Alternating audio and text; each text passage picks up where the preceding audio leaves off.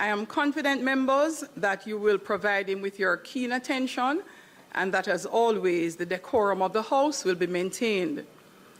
We are joined by a number of persons today, and I would like to extend a special welcome to the following persons.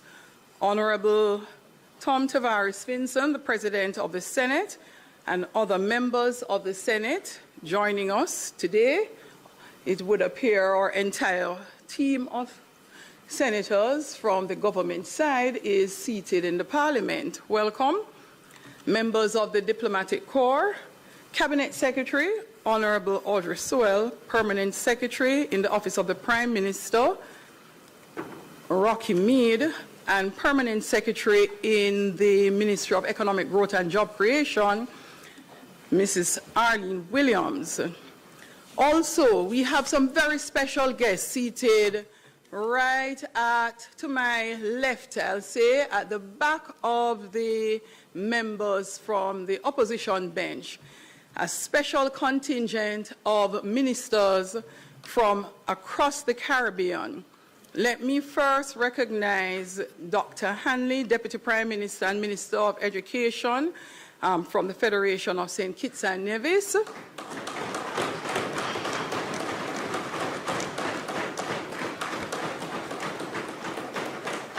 Honorable Sonia Parag, Minister of Education. She's from the Cooperative Republic of Ghana.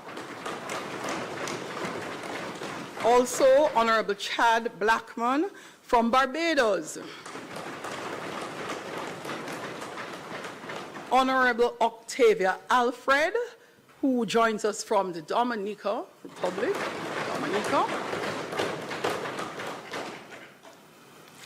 And Honorable Sheila Rogers Webster, who joins us from Anguilla.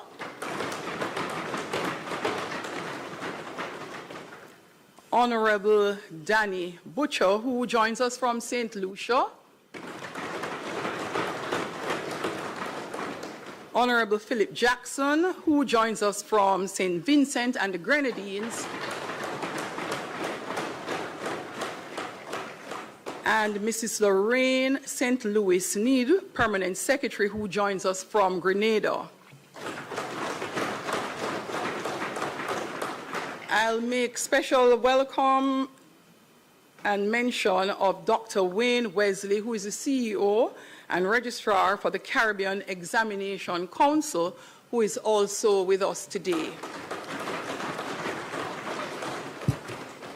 I hope I have not left anyone out. Let me say to the special seated guest from St. Andrew West Central, welcome on behalf of your Member of Parliament, the constituency of the Prime Minister.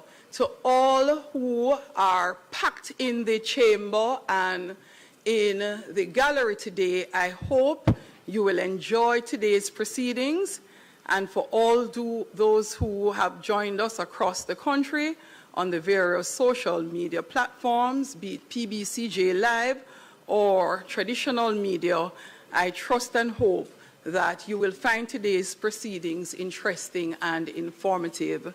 Clerk, call of the roll.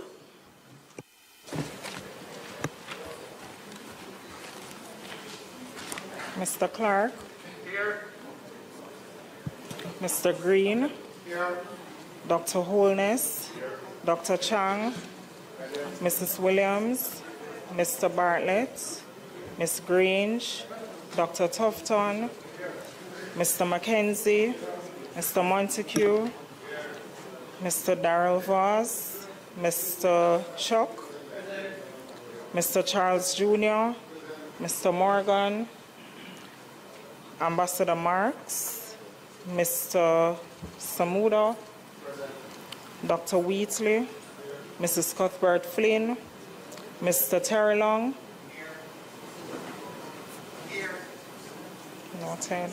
Mr. Whittle, Mrs. Dalrymple Filbert, Miss Morrison,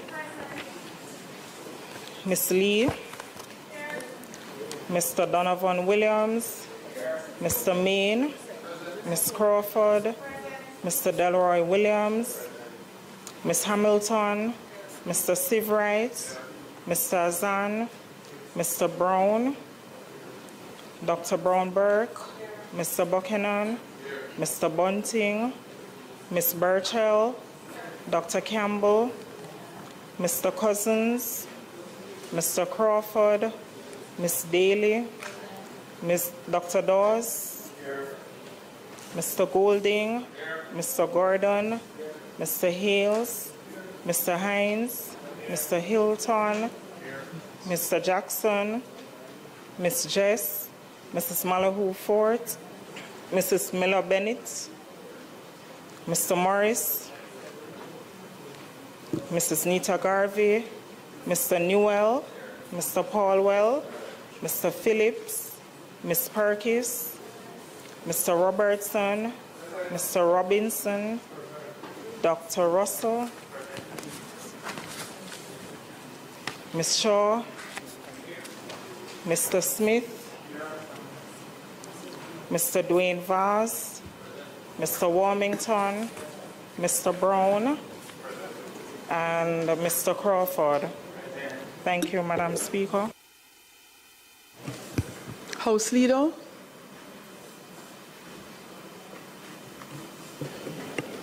Madam Speaker, could we go through the agenda straight to public business? Thank you, House Leader. Statement by ministers, announcements, bill brought from the Senate, petitions, papers, reports from committees, notices of motions given orally, questions and answers to questions, motions that may be made at the commencement of public business requiring notice, motions relating to the sitting of the House, motions for leave to introduce bills, presentation of bills without leave of the House, first obtained, public business. House Leader. Madam Speaker, let me join you in welcoming the Ministers of Education from our Caribbean family, also members of the Diplomatic Corps who have joined us, the Cabinet Secretary, and the various permanent secretaries and heads of agencies. Madam Speaker, today the budget debate will continue with the contribution from our Prime Minister, who successfully navigated us through COVID, successfully navigated us through Hurricane Beryl, and will successfully navigate us through Hurricane Melissa. Madam Speaker, I ask that the standing orders be suspended to allow the Prime Minister to complete his presentation without time restriction. Thank you, House Leader. As we have done for all in this segment, the budget debate, the question is that the time limit be suspended so that it allows the Prime Minister to complete his presentation. Those in favour? Aye. Those against? The ayes have it. Thank you. Prime Minister, the Honourable Andrew Michael Holness.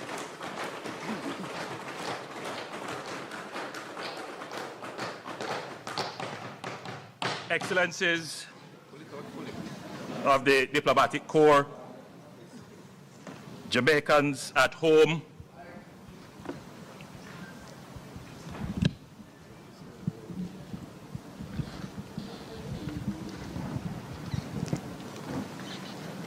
Excellencies of the Diplomatic Corps, Jamaicans at home and in the diaspora listening, watching and following on various media platforms, distinguished ladies and gentlemen in the gallery, Madam Speaker, honourable members, senators and former members seated in the well. I also join in welcoming the Ministers of Education from across the region that are here. They are in Jamaica for the CXC conference, but I guess they wanted to see what what all the excitement is about in the Jamaican Parliament.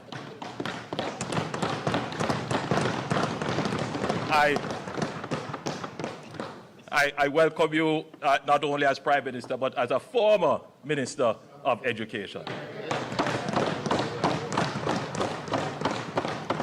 Madam Speaker, I stand before this Honourable House with a heart full of profound gratitude and a profound resolve And I consider it a singular privilege to do this for the 11th time.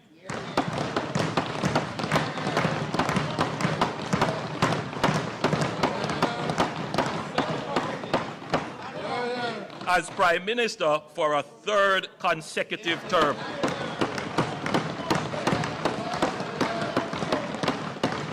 I give thanks first and foremost to the Almighty God for His grace and mercy upon this nation through the passage of Hurricane Melissa, for sparing us the full measure of what that storm was capable of, and the strength He has placed in the hearts of our people. Farmers, parents, small business owners, first responders, who rose from the rubble with a dignity and a determination that humbled me. I thank Him equally for ordering my steps across 29 years of public service.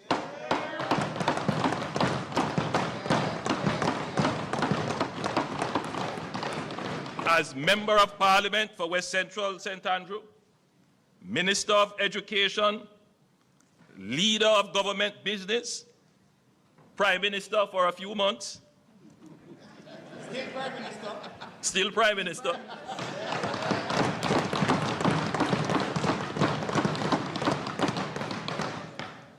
Then the people's loyal leader of the opposition.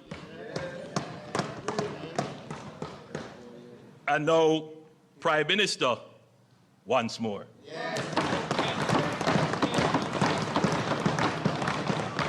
He has been my constant protection and compass.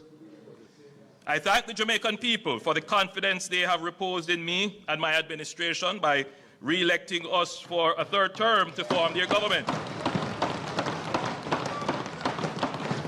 I thank the many prayer warriors for their fervent intercessions, the well-thinking citizens for their private words of encouragement, and our party workers and activists for their vocal public support.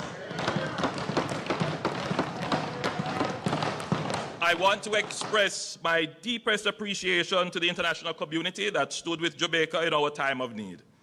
The heads of government and heads of state who called, who came, who committed resources, our multilateral development partners whose swift and decisive response produced the largest development financing package in Jamaica's history, and the many nations that sent personnel, supplies, and solidarity.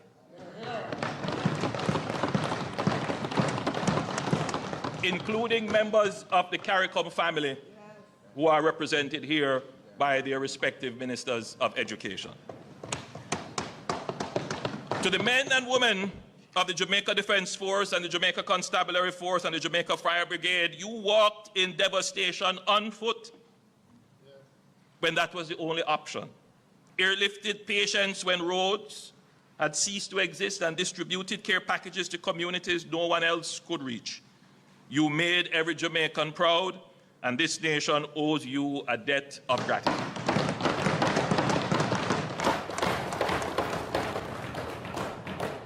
To every public servant who worked around the clock in the days and weeks following Melissa, you demonstrated public service at its finest. To the Jamaican private sector, the companies, associations, and entrepreneurs who mobilized resources, opened warehouses, contributed equipment, and served their communities without being asked, you show that Jamaica's resilience lives in the spirit of our people. To the entertainers and sportspersons, and to the countless individuals and organizations and members of the diaspora across the world who gave generously, Jamaica thanks you. Madam Speaker, I want to commend you for your disciplined and judicious ordering of the business of this Honorable House.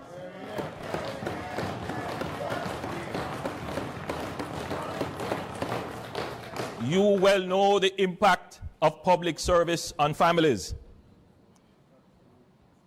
And I want to thank my family for bearing the weight of public life with me and supporting my endeavors.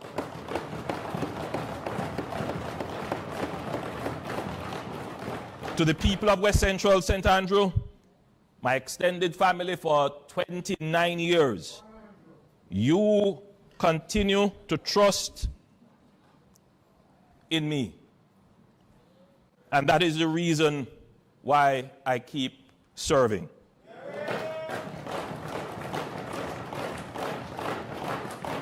This year, there are some major projects which we will complete and on which work will commence. In a few weeks, we will complete and hand over 2 new multifamily housing solutions under the new social housing program to replace 2 dilapidated tenements.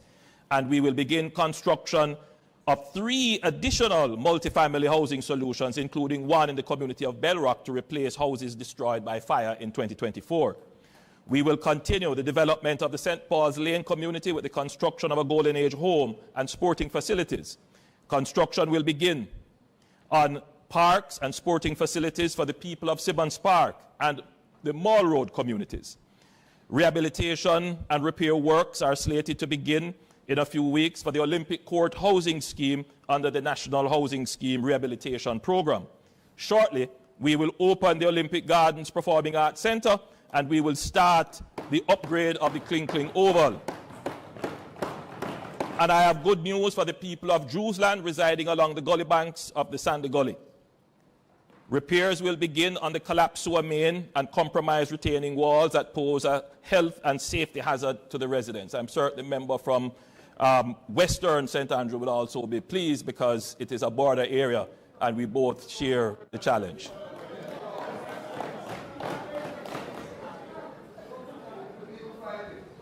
Madam Speaker, these are but a few of the rolling stock of projects on the train line of delivery for the area.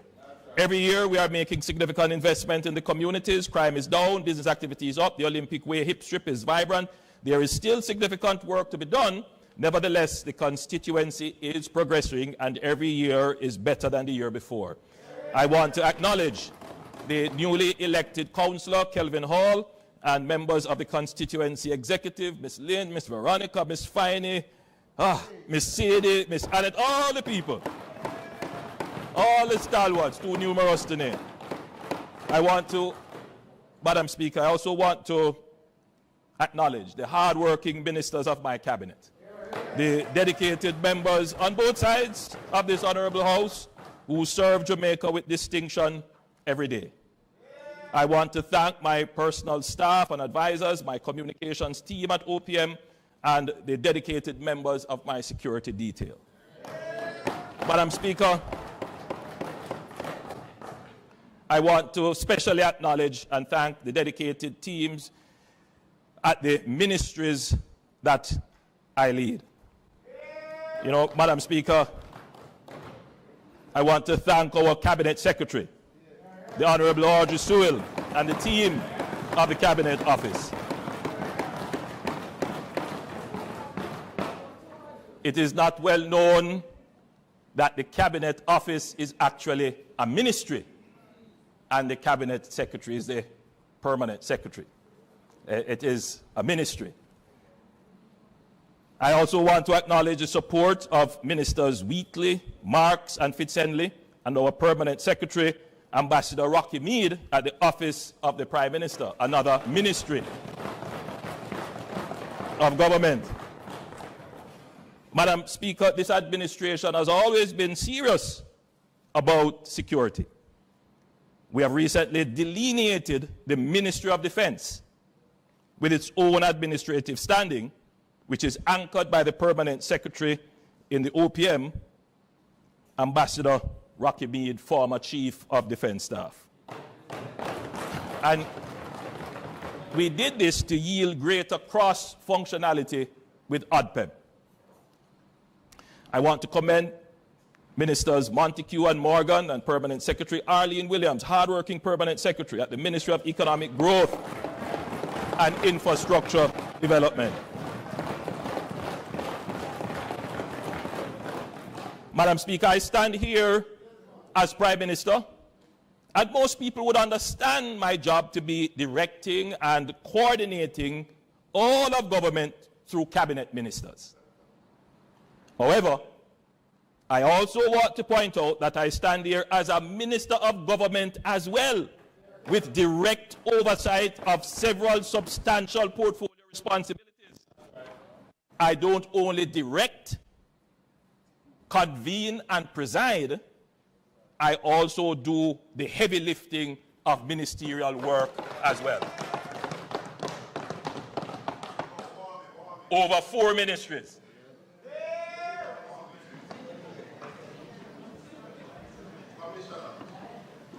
Madam Speaker, the leader of the opposition only talks.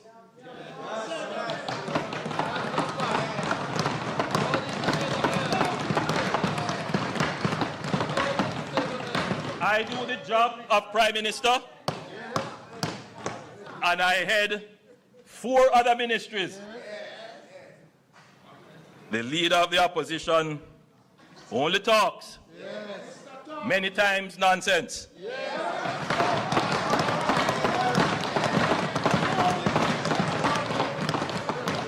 And takes home $27 million.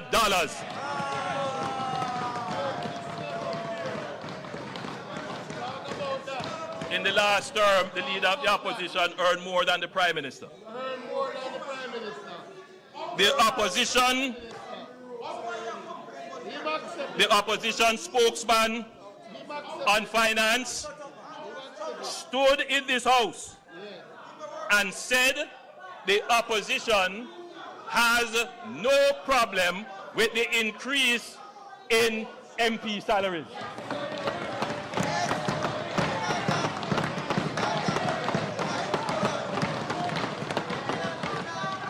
A few days later, the PNP General Secretary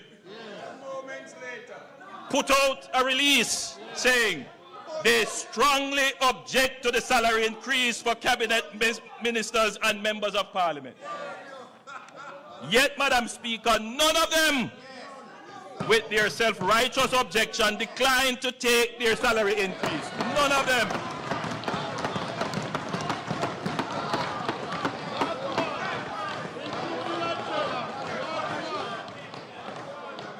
In fact, Madam Speaker, they were the first ones calling the Parliament to find out the amount of their retroactive pay.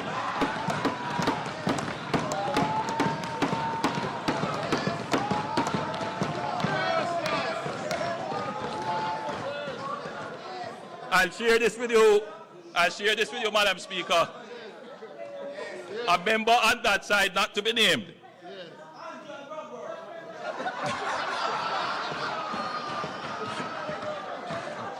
a member on that side, not to be named,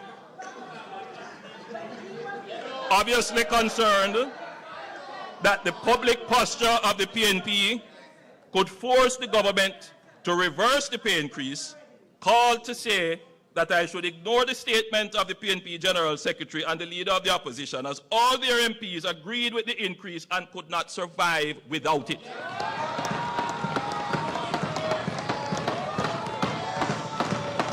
You know yourself. Madam Speaker, when I took the decision to forego the pay increase, I said in a widely circulated press statement, this has broader implications for not only the current holder of the office of Prime Minister, but previous Prime Ministers or their surviving spouses, and possibly future Prime Ministers. It therefore must be considered very carefully. My current decision to forego any salary increase could easily be changed by another Prime Minister in the future, or a new mandate may give an opportunity to reconsider the Prime Minister's salary. On September 3rd, 2025, leader of the opposition, the people of Jamaica weighed all these matters in the political scale and gave my administration a new mandate based on the work we have done to earn their confidence.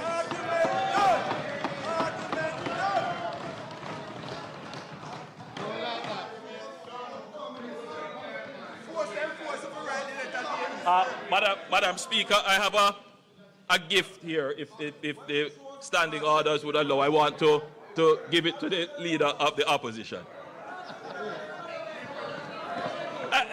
If you don't want it, that's fine. But I thought it would have been so appropriate.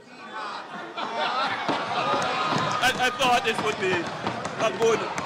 By the way, Madam Speaker, this is a cap that is one of our local designers. It's a very popular cap, and I thought that the leader of the opposition would do well to have a cap like this.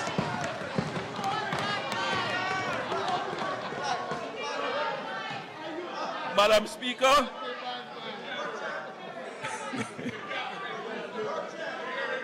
Madam Speaker, the opposition spokesman on finance raised the issue of the rate of capital expenditure. He went on to suggest that the size of the Ministry of Economic Growth and Infrastructure Development and its share of the national capital budget is a reason for slow utilization. Therefore, it should be deconstructed as a super ministry. The slow pace of utilization of the capital budget has nothing to do with the present configuration of the ministries. The cross-cutting issues of slow investment appraisal, permitting and approvals, procurement and contracting, coupled with a lack of efficient, well-resourced enterprise-scale contractors, is the cause of the low conversion of the capital budget into economic value, leading to greater levels of growth.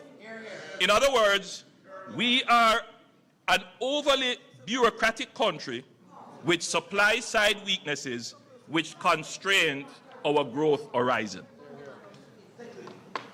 Despite these challenges, it must be noted that the Ministry of Economic Growth and Infrastructure Development, on average, has spent more than 97% of its capital allocation over the last 4 budgets.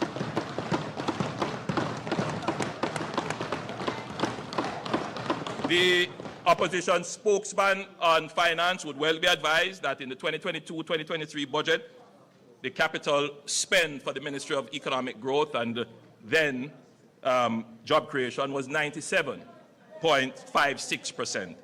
In 2023-2024, it was 98.1%. In 2024-2025, it was 98.38%. And so far this year, haven't closed out as yet, we are at 95.59%. In fact, Madam Speaker, this ministry has stimulated, overseen, and supported the most sustained and robust period of infrastructure development since 1960, which in turn has resulted in the last decade being the most consistent and sustained period of quarterly growth in the last 30 years.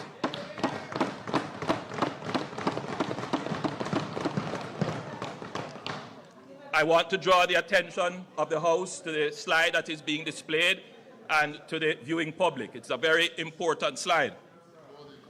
The economy under the Jamaica Labour Party returned 20 consecutive quarters of growth between the last quarter of 2015 and the COVID interruption.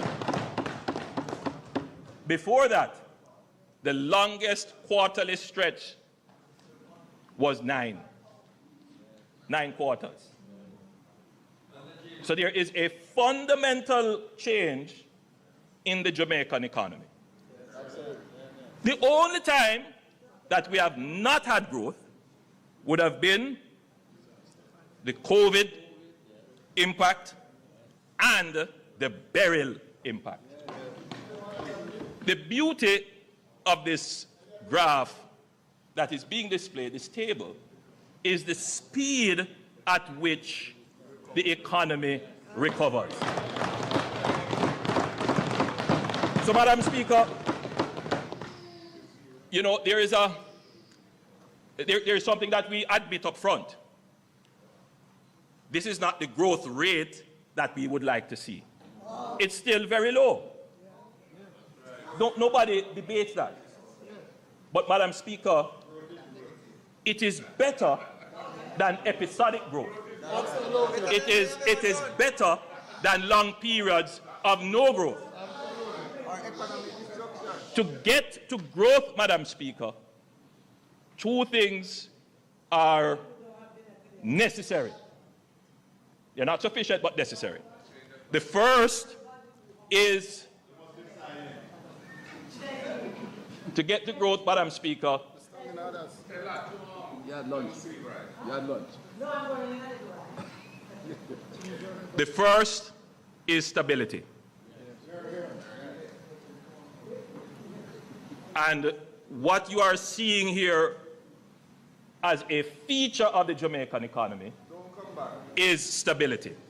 And the reason why we have this stability, it is because of the fiscal program that the government has implemented. You know, Madam Speaker, we go back and forth debating who is the father of fiscal discipline. We already said the DNA test proved that they are not the fathers of fiscal discipline. But, Madam Speaker, there is one more child of this government for which the paternity is not in question, and it is necessary for growth. And that is resilience.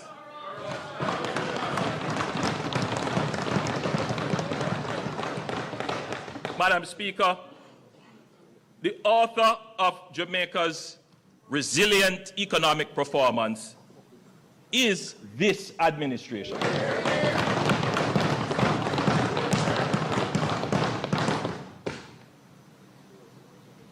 The economy, as I said, Madam Speaker, gave us 20 consecutive quarters of growth between the last quarter of 2015 and the COVID interruption, and without doubt the best performance in employment generation in the history of independent Jamaica, with a most recent 3.3% unemployment rate.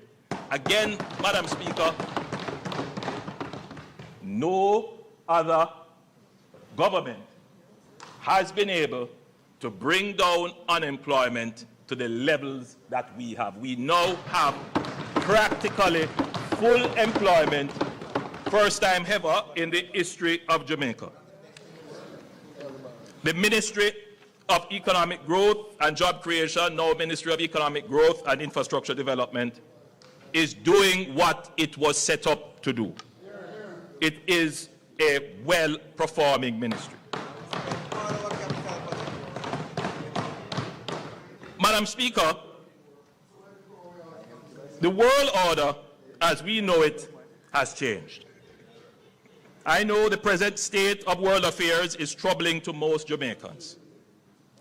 Uncertainty, disruption, and seeming unfairness appears to characterize the new order.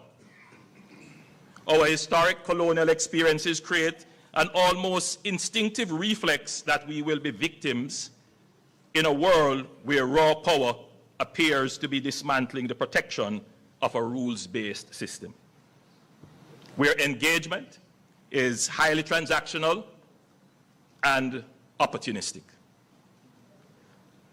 In the minds of the average Jamaican, they may not say it in this way, but if you were to distill the thoughts, the question is, how are we going to navigate this space as a small country and do more than just survive, but thrive? It is a real issue when we see happening almost regularly now, wars in distant places, weaponization of sanctions. It is a concern to the average Jamaican when the price of their goods rise, having nothing to do with them. as a small country, the sense of feeling powerless is real. But as Jamaicans, as Caribbean people, we don't just cower and say we are helpless. Our history tells us we must resist as a people. It is who we are, even in the face of power, unequal and uneven. We must resist.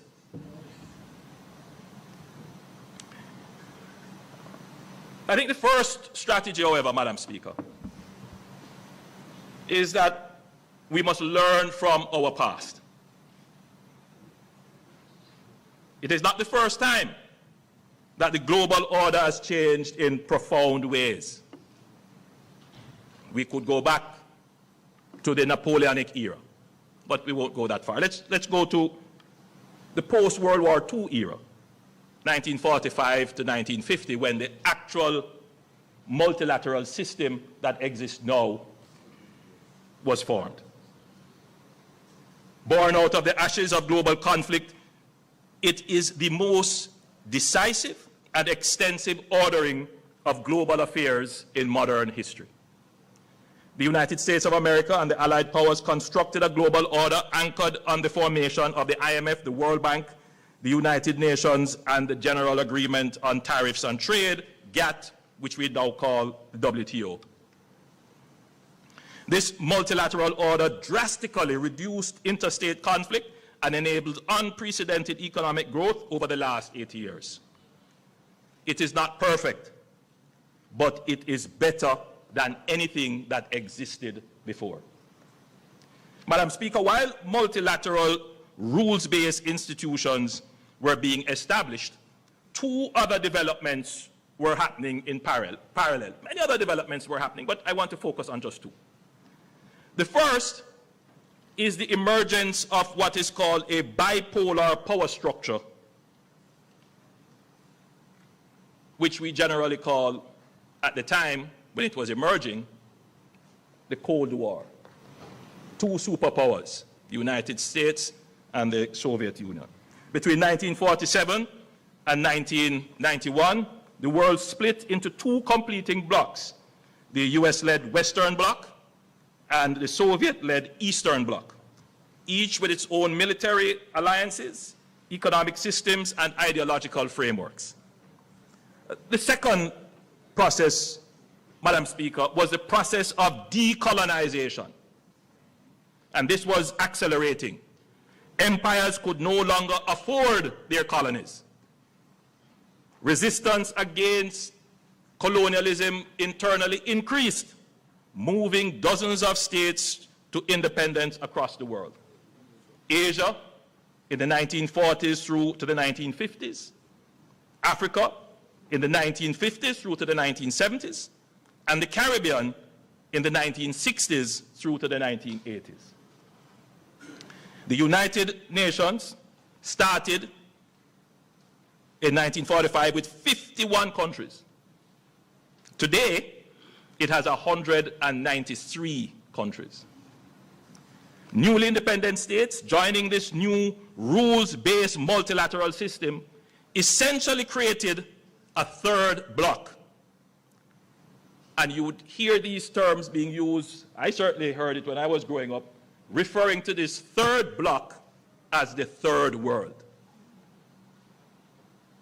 So the new system of global order, when it emerged with two blocks, the Western Bloc, the Eastern Bloc, divided by a Cold War, a process of decolonization which gave states independence, creating a third bloc.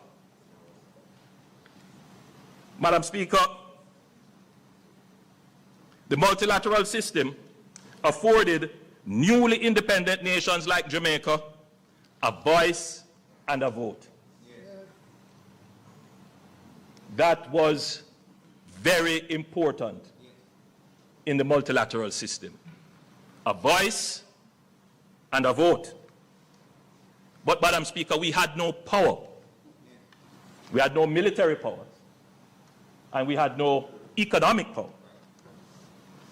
Madam Speaker, both superpowers sought to control this third bloc, to expand their spheres of influence, secure strategic geographies, access resources and markets, and spread their culture and ideology, or simply put, to exercise hegemony. This was the context within which Jamaica started its navigation of a complex global system at its independence. At the outset, the Right Excellent Sir Alexander Bustamante, when asked about Jamaica's alignment, declared, "We are with the West." A simple yet profound framing of Jamaica's foreign policy, economic and social program, and political direction. The Jamaica Labour Party has always taken a pragmatic yet principled approach to the multilateral system and the vicissitudes of the poles of powers within it, while staunchly maintaining our independence of thought and agency to act in our best interest. The position served Jamaica well. The period between 1962 and 1972 saw political stability, the fastest pace of growth and development of the Jamaican economy, and the build-out of our institutions.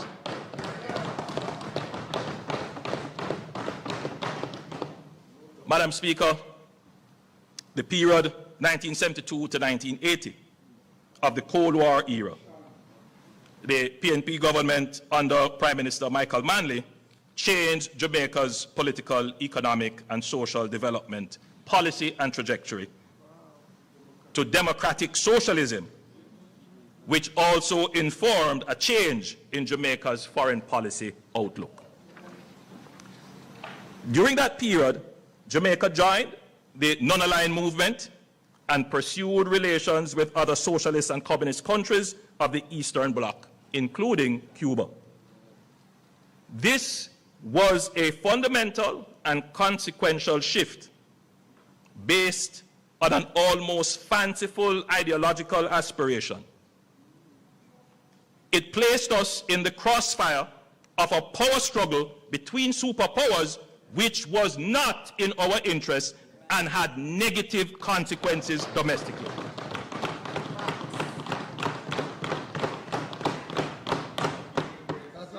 This period coincided with the collapse of the Jamaican economy, our first debt crisis, the hollowing out of the middle class, and the emergence of widespread political and gang violence.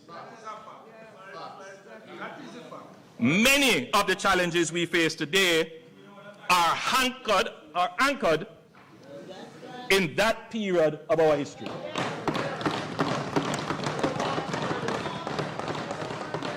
Now, look,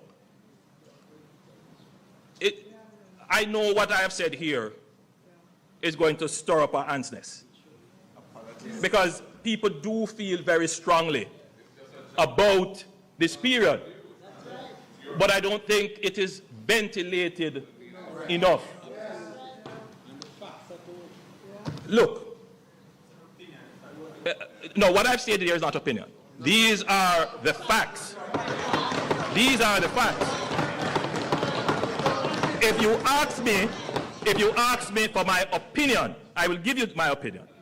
Right? And my opinion is that I admire Michael Manley's intellect. I admire his willingness to challenge, but I also question his judgment.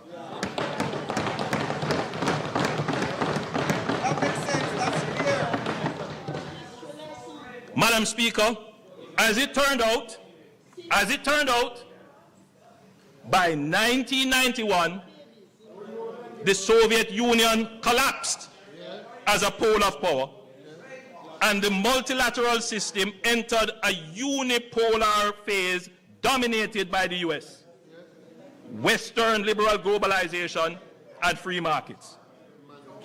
The global socialist experiment for which the PNP diverted Jamaica had been defeated and proven to be the wrong path to be pursued.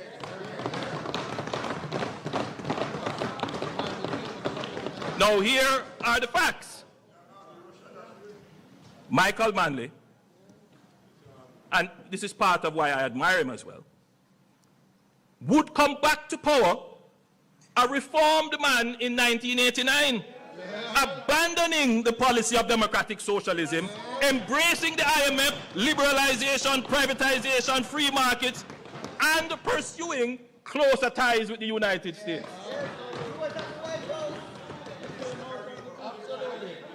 And this is the part of the history that is not reconciled. Why did we go down that path? In the first place. Should not have gone down that path. Only to go to the White House.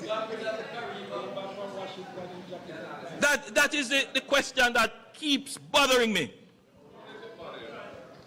Because it must bother every Jamaican, because had we not diverted for 10 years, even if we had changed government, but kept strategic and wise policies, Jamaica would be far better. Far better.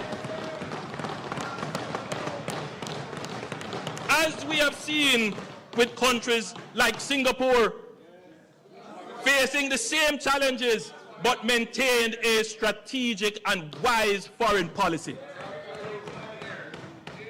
Absolutely. As a capitalist, 18 years as a capitalist. Madam Speaker, today we see the global system changing again, moving from a unipolar world to now a multipolar world, with the rise of China, India, the reassertion of Russia, and the EU. There are now more players who can exercise military, economic, technological, and normative power within the multilateral system than when it was designed 80 years ago. This means there is likely to be greater contestation within the multilateral system and less automatic consensus on issues and solutions. There is also a greater likelihood of fragmentation, which is what we are seeing now, as powers seek to advance their interests unilaterally. It begs for a reform, urgent reform actually, of the global multilateral system. We cannot abandon it, but it must be reformed to take into consideration these new power dynamics that have emerged. In this dynamic foreign policy environment, Jamaica must be strategic. We cannot go down the road of ideological rhetoric. Been there, done that.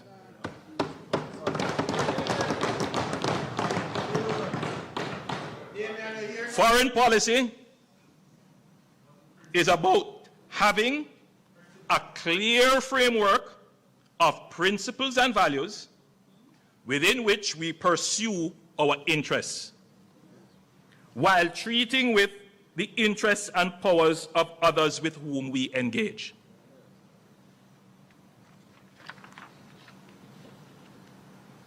My administration has always ensured that our foreign policy serves our economic interests.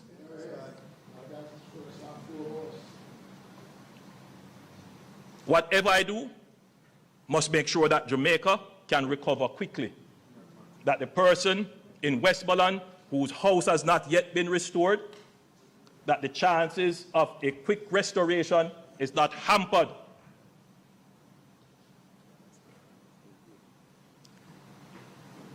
And we see the benefits of our foreign policy efforts in the swift mobilization of relief and access to over $6 billion of reconstruction funds from the multilateral financial system. I don't want anybody to talk about foreign policy.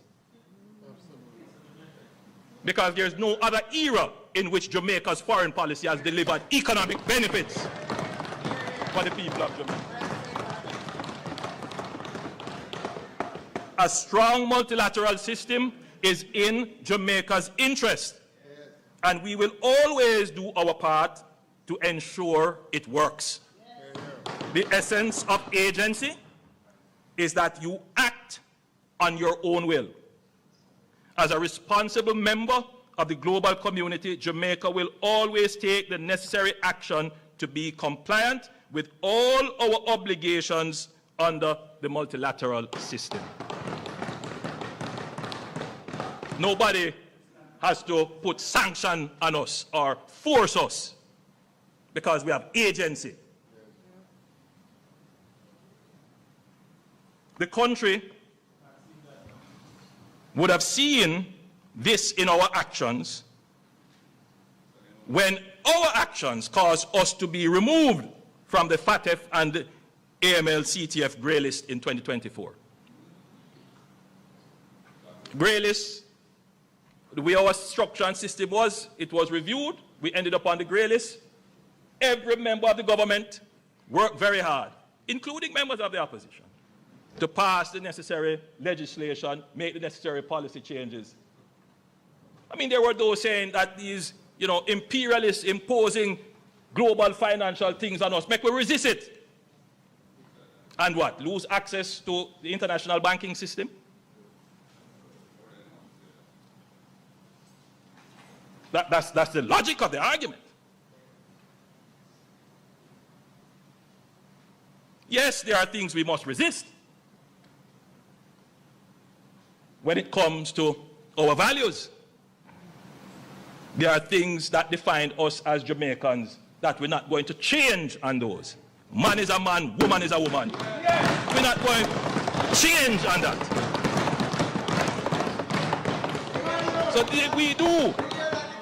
But we look at the things that are also in our economic interest. All right. So, Madam Speaker, similarly, when concerns were raised with the government of Jamaica by the United States regarding the Cuban medical mission more than a year ago, I want you to pay attention to that. More than a year ago, we reviewed the program against our laws and the various multilateral conventions under which we have obligations. And let me say from the outset that the Cuban medical mission has been beneficial to the people of Jamaica. The Cuban doctors and nurses have assimilated quite well in our hospital system and have developed strong bonds with the people they serve. I can say that Jamaicans love them and want them to stay. However, there were some aspects of the program which were brought to the attention of the Cuban counterparts, our Cuban counterparts, to include how personnel were paid, that run counter to our own laws and several international conventions. We were hopeful that adjustments could be made to the program to make it compliant and that we could have reached some agreement where we could continue to have the direct services of the Cuban health professionals who are here. We continue to be hopeful that some agreement, arrangement, some changes can be made to the program. We continue to be. However, Madam Speaker, I want it to be noted and always acknowledged in the debate that every year since I have been Prime Minister and before, in this House, we have debated motions on the embargo on Cuba. Yes, my administration did that. Carrying on the position of the PNP administration and the JLP administration before and the PNP administration before. So this notion about abandoning friends, and look here, man, keep that in the 70s. We are in a different era now.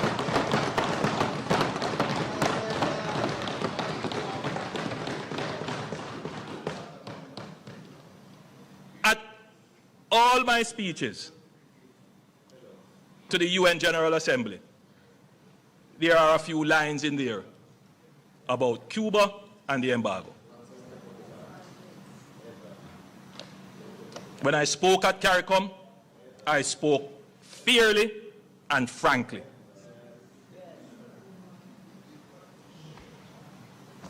As our closest neighbor, we are concerned for the situation in Cuba. Through CARICOM, Jamaica will do its part to offer support for our brothers and sisters in Cuba. We take note of press reports that talks have opened between Cuba and the United States. This is a moment for reform and reset, and we are hopeful for a positive outcome.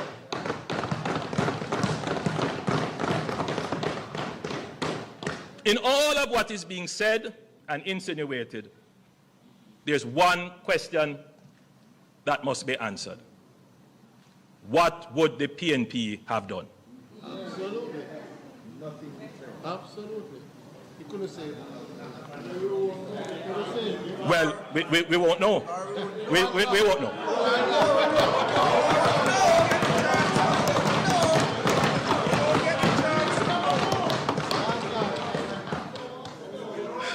Madam Speaker, there are moments in the life of a nation that test not only our systems but our soul.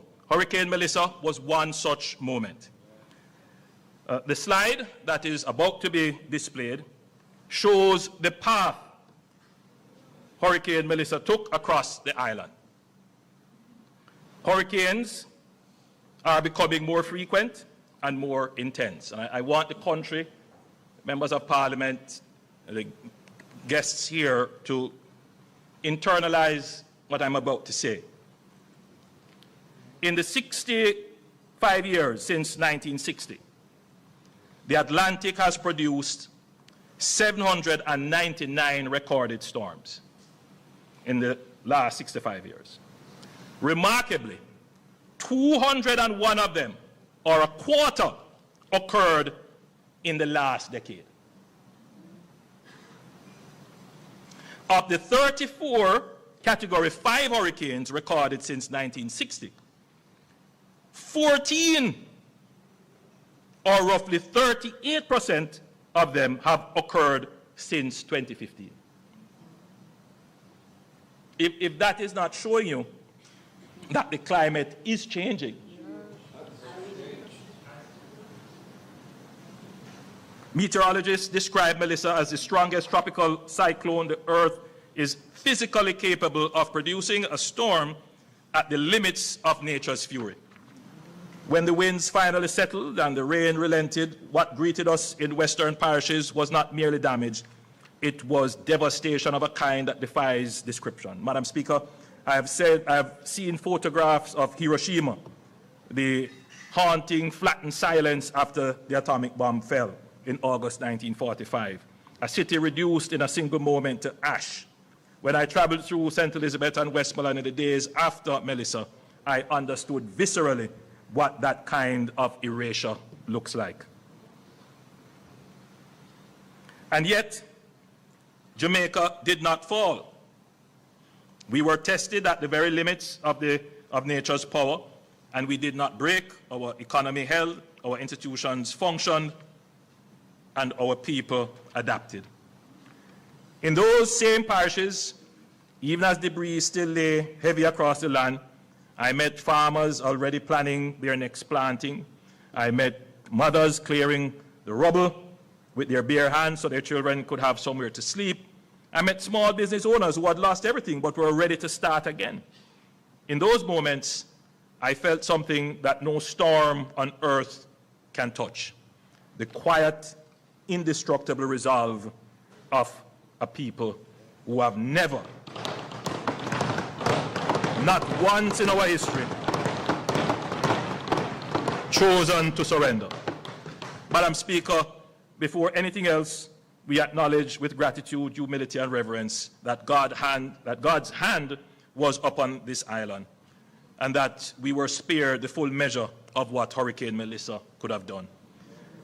But alongside grace, Proverbs 22, verse 3 tells us that a prudent man foresees danger and takes precaution.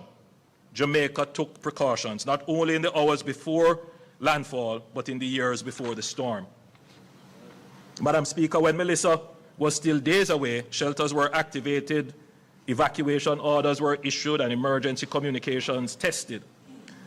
The public was kept informed of the trajectory of the hurricane and precautionary measures to be taken through several public briefings and media announcements. We were as ready as this country has ever been for a hurricane.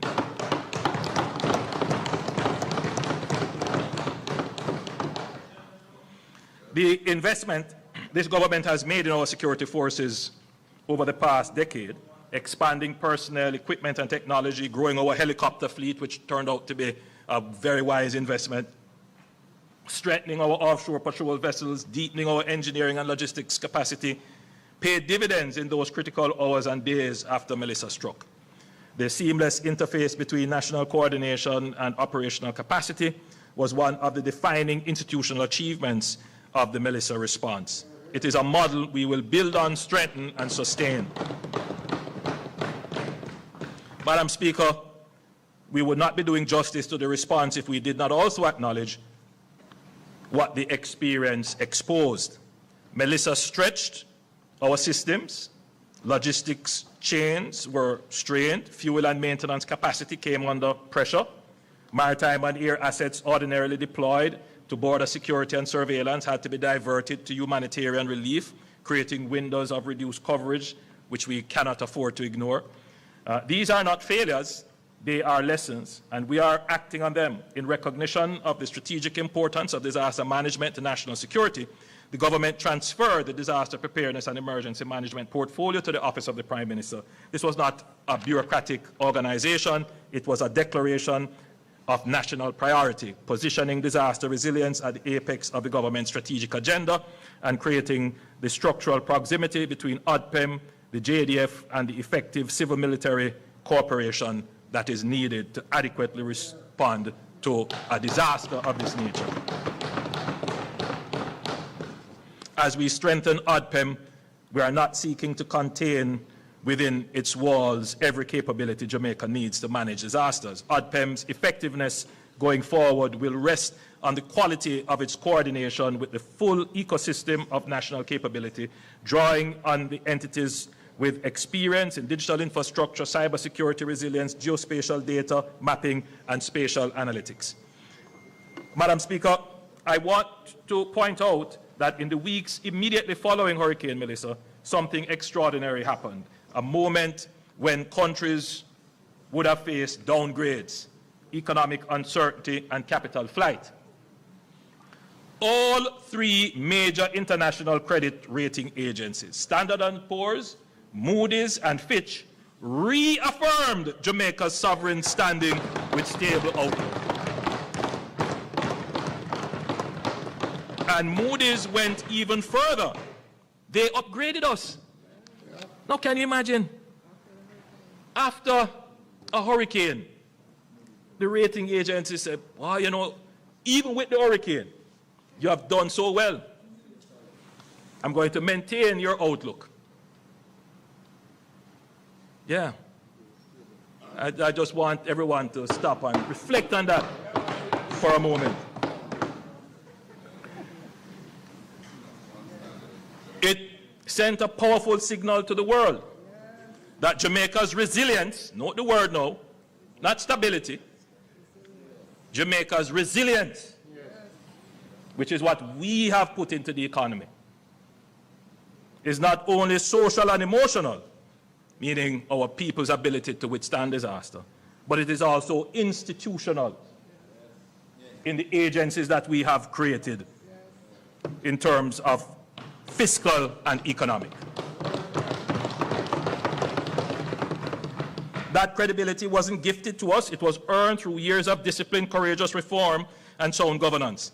And it has now become an asset we are deploying in the service of every Jamaican. And the results are already visible. The recovery from Hurricane Melissa is proceeding faster than anyone initially projected. But speed of recovery does not happen by accident. It is a product of fiscal strength deliberately built and strategically deployed. Consider what that means in practice. Within weeks, the government extended a loan of $150 million to the Jamaica Public Service Company to support the immediate restoration of electricity across the island.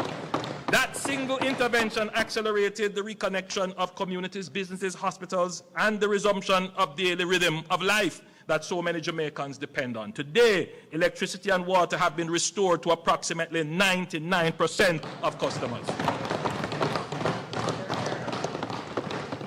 Madam Speaker, let us be clear about what that made possible. A government that had maintained fiscal discipline, reduced its debt burden, built buffers and reserves, and earned the confidence of the international markets, wrote the check.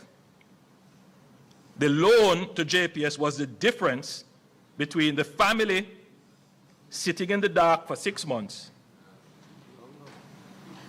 and getting back electricity in 3 weeks.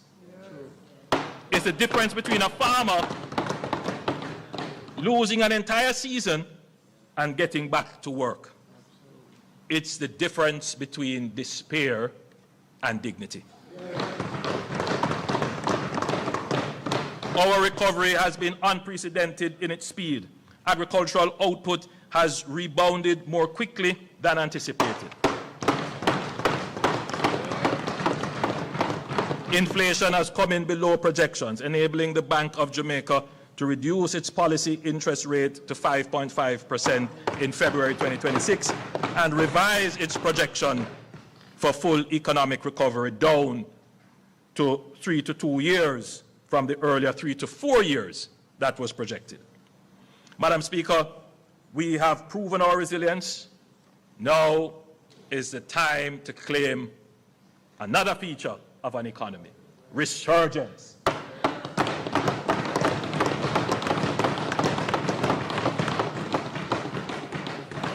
So you move from chaos to no growth, to stability, to resilience, and now, Madam Speaker, today, this budget is the first declaration that Jamaica will resurge.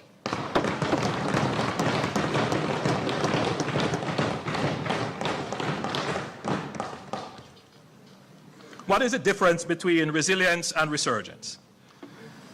Resilience is defensive. It is a capacity to absorb a blow and remain standing. Resurgence is forward-leaning. It is the decision to move with purpose, with ambition, with a vision of something greater than what existed before. We will not simply patch what is broken. We will build forward stronger, smarter, and more equitably than before. The suffering of our Western parishes will not be a footnote in our national story. It will be the catalyst for our next great chapter. For Jamaica, adversity has been a full stop. It has always, well, Madam Speaker, let me read that properly. For Jamaica, adversity has never been a full stop, has never been a full stop.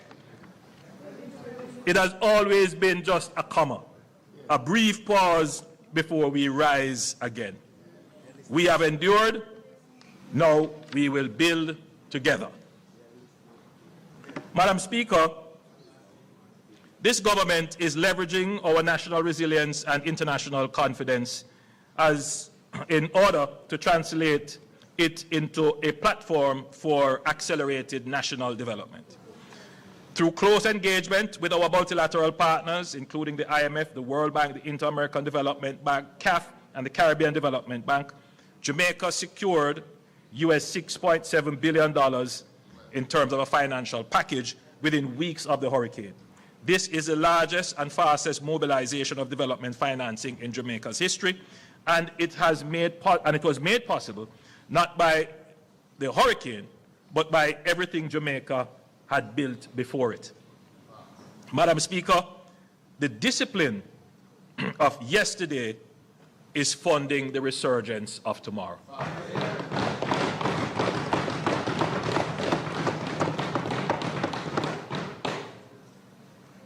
But financing alone is not enough. We must, as a country, confront an uncomfortable reality. While Jamaica has built one of the most credible macroeconomic frameworks in the developing world, the execution of large investment projects too often moves at a pace that belongs in another era. Layers of approvals, fragmented processes, and rigid procurement rules, though designed with good intention, can make it difficult to move quickly when transformational opportunities arise.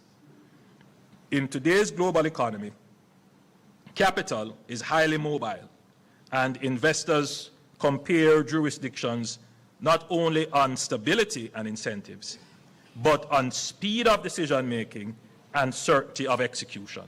Too often, promising opportunities have gone elsewhere, to countries that are simply more nimble. We cannot allow this to continue. Even recently, Madam Speaker, I have seen projects that were eyeing Jamaica. Investors got frustrated and have gone elsewhere. We are advancing two powerful and complementary reforms. One focused on how we build infrastructure and the other on how we attract and accelerate transformational private investments. NARA will have special powers, that is the National Reconstruction and Resilience Authority, will have special powers to accelerate development approvals as well as procurement, enabling the execution of resilient infrastructure projects at a scale and speed this country has never seen before. NARA is not only about project delivery, it is about project networking to create new economies in areas impacted by the disaster and to introduce the greatest expansion of our economy in the shortest period of time in our history.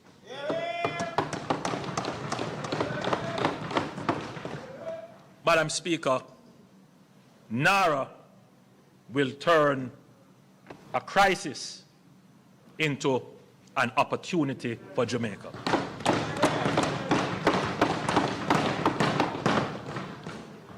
One of the most important lessons of Jamaica's economic reform journey was that execution requires not only institutional capacity, but credible, independent oversight.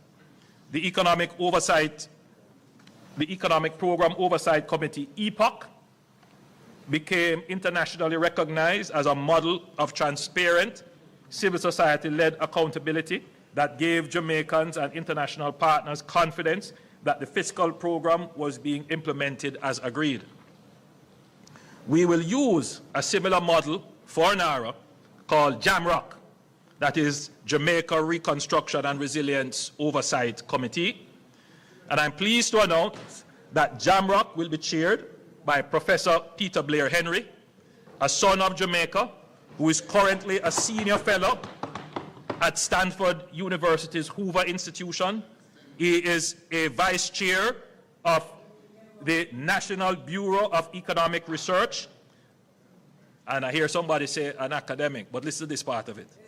A member of the boards of Citigroup and Nike, who has risen to the very pinnacle of international economics and public policy, and who brings back to this country a lifetime of intellectual and practical achievements and a personal commitment to Jamaica's development that has never wavered. the search for NARA's chief executive officer is also well advanced. Following an open advertisement, both locally and internationally, 5 candidates have been shortlisted, and we are going through the interview and evaluation process. Madam Speaker, a complementary reform to NARA addresses the investment attraction problem.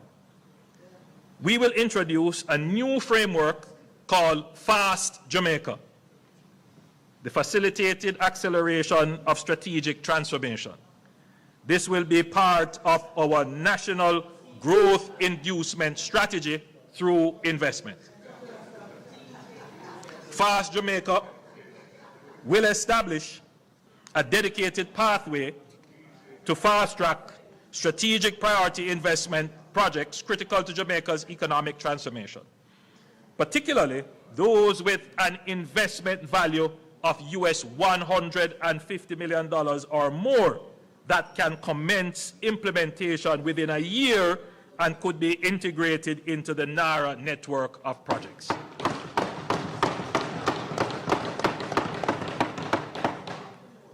The framework will focus on projects in sectors that will shape Jamaica's competitiveness, and we're looking at areas such as energy infrastructure, digital infrastructure and telecommunications, logistics, air and seaports, water, sewage and desalination, low-income housing and urban development, high-value tourism including wellness, medical and sports tourism, entertainment and the creative industries, STEM education and research, specialized healthcare, high-value agriculture and agro-processing, advanced manufacturing, and critical minerals, including rare earth elements. Cabinet will retain the ability to designate additional sectors where strategic opportunities arise. Central to Fast Jamaica will be a strategic investment council, a high-level body tasked with the initial screening and evaluation of major investment proposals. The elements of this already exist between JAMPRO, DBJ, and the Cabinet Office. The Council will assess the strategic merit, economic impact, and national interest considerations of each proposed project and will recommend to Cabinet the most appropriate development modality, whether public-private partnership, joint venture, concession arrangements, or otherwise, as well as whether the project should proceed through direct negotiation or a competitive process. Projects approved by Cabinet will be designated strategic investment projects and will benefit from accelerated approvals across government, coordinated regulatory engagement, and dedicated facilitation teams to ensure efficient execution. Fast Jamaica will also allow the government, where appropriate, to engage with unsolicited proposals from investors, recognizing that some of the most transformative projects originate from private sector proprietary knowledge. Madam Speaker, Fast Jamaica is not about weakening safeguards. It is about modernizing how government partners with strategic investors in a fast-moving global economy. Fiscal exposure will continue to be rigorously addressed by the Ministry of Finance and the Public Service. Cabinet will retain full oversight of all final agreements, but what will change is the speed, coordination, and clarity with which Jamaica engages with major investment opportunities.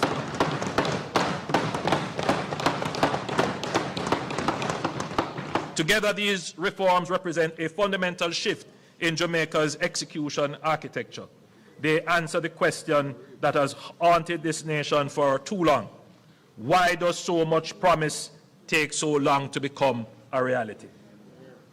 We have accomplished a lot, but we could have accomplished so much more. So, Madam Speaker, NARA is established. We will have the legislation. I will table the legislation today.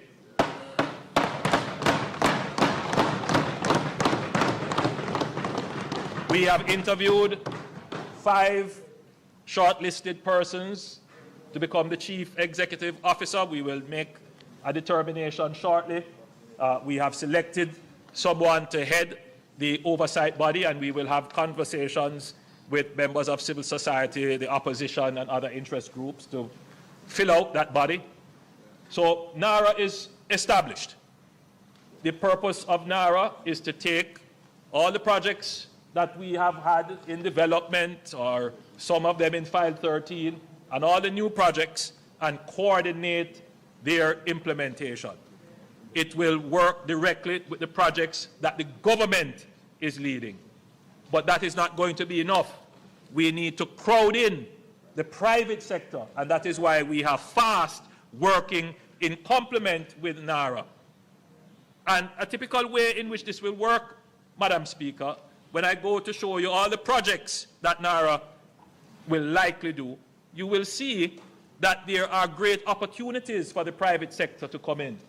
Every highway that we put in opens up lands for housing, low-income housing, for tourism, for agriculture, for manufacturing. Madam Speaker, NARA's first and most consequential mandate will be to prepare a comprehensive project and economic plan to deliver within the next 4 years. And when we say deliver, we mean complete within the next 4 years. Today, I lay out a transformative vision for Jamaica by highlighting several national projects across the length and breadth of the country. Many of these projects are not new. They have appeared in development plans, consultancy report, policy discussions for years, in some cases for decades. This vision was never the problem. What was missing was the mechanism to convert them from aspirations into reality. The financing, the institutional architecture, and the enabling environment.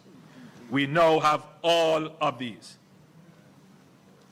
Some of these projects will be delivered through NARA, others will be executed through existing institutions and public-private partnerships operating alongside and in concert with NARA.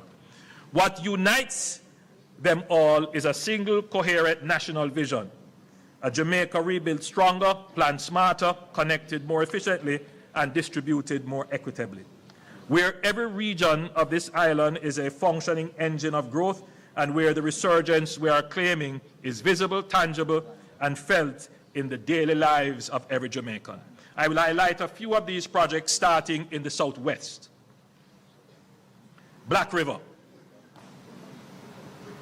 Madam Speaker, I want to start in Black River, because Black River tells a story that is larger than one town.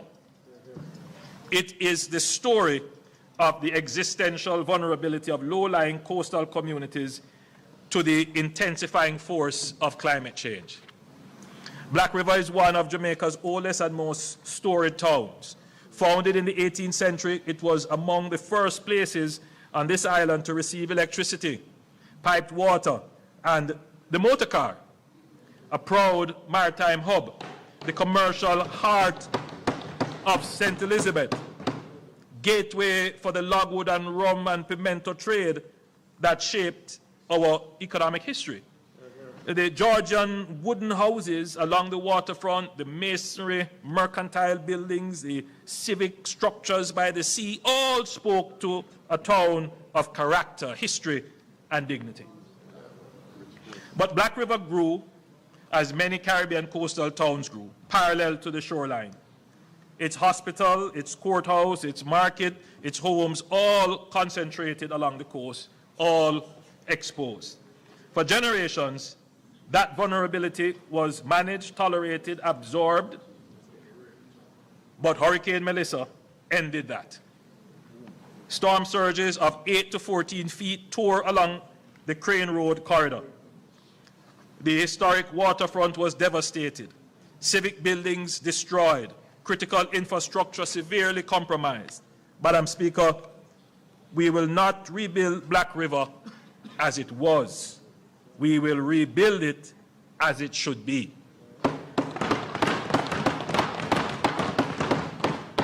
And in so doing, create something this town has never possessed in its 300 years of history, a real planned, consolidated urban core. The Urban Development Corporation, working with our development partners, is advancing a climate-resilient redevelopment plan that separates what belongs inland from what belongs on the coast.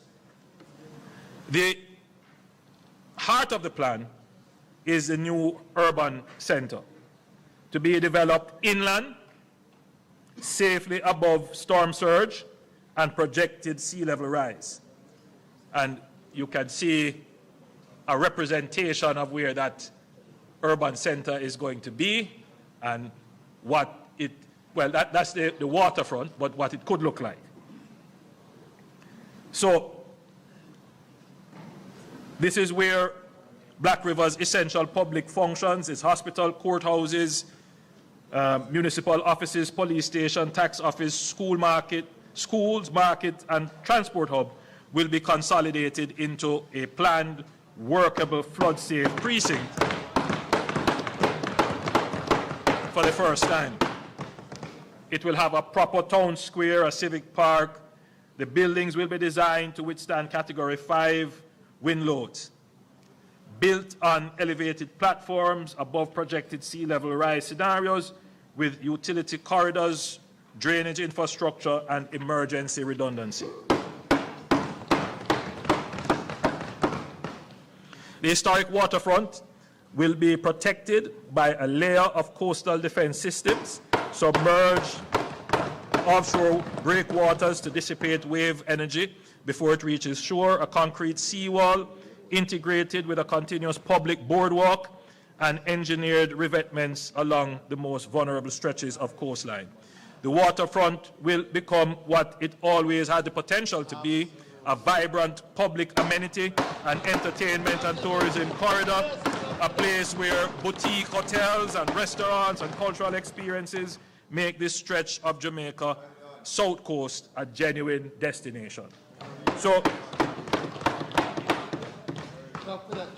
the same questions that Melissa forced on Black River must now be confronted everywhere, and the answers must be guided by the same logic, applied consistently, deliberately, and at national scale. That logic can be distilled into 4 foundational principles that will guide how we plan, build, and invest going forward. The first principle is strategic spatial planning and risk-informed development. What happened in Black River happened because for decades, development decisions were made without regard to hazard mapping, flood risk, or climate projections. That must now change. Critical national infrastructure must progressively be relocated away from high-risk coastal zones. Hospitals, schools, utilities, highways, and logistic facilities must be positioned with full regard to storm surge, flooding, and sea level rise. Where we build is as important as what we build. The second principle is building redundancy in distributed systems across critical infrastructure. Black River's civic core was concentrated in one exposed corridor. And when Melissa struck, a single surge compromised everything simultaneously. That is not resilience, that is fragility. Our transportation corridor, power systems, water supply, telecommunications, network, and logistics systems must be engineered with backup capacity and distributed architecture so that when one part of the system is struck, the rest keeps functioning. Resilience is incompatible with single points of failure. The third principle is the integration of regional development and resilient economic clusters. The Black River Plan does not end at the town's boundary. It connects to housing developments, agricultural corridors, tourism infrastructure, and the regional road network across the South Coast. That is intentional. Resilience cannot be built by project. It has to be built by a network. Connectivity, roads, hospitals, schools, housing, energy systems, and government services must be planned together to create a self-sustaining regional ecosystem. The fourth principle is economic diversification and production resilience. A resilient nation is not only physically strong, it is economically adaptable.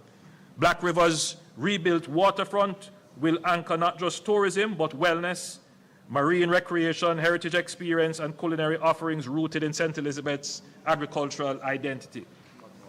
That diversification, away from dependence on a single sector, any single market, any single source of economic activity, is the model for Jamaica as a whole. We must broaden our productive base. Madam Speaker, the redevelopment of Black River will embody all four principles. It will be proof of concept that Jamaica has learned lessons and that we are determined to apply them not just to the historic town of the South Coast, that is the Black River, but to every parish, every corridor, and every community of this island that faces the same challenge as we seek to build forward stronger.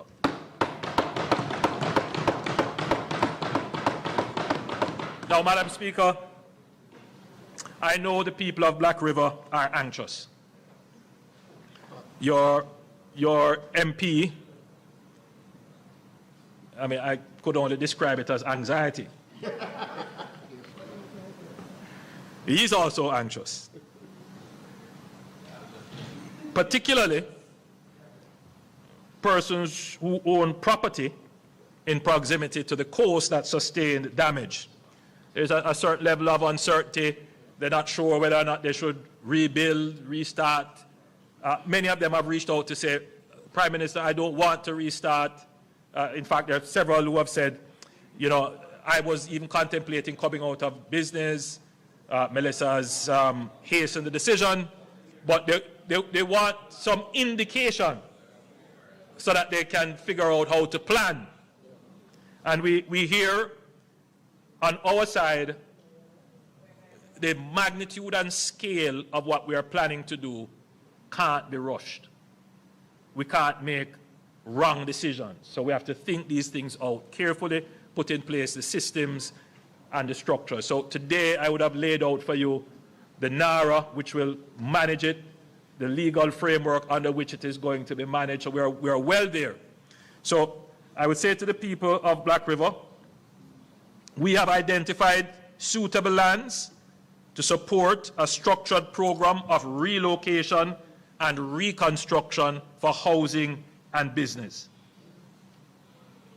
For businesses, the town of Black River, for businesses in the town of Black River, the UDC has been asked to begin dialogue with property owners regarding acquisition of property and relocation where necessary.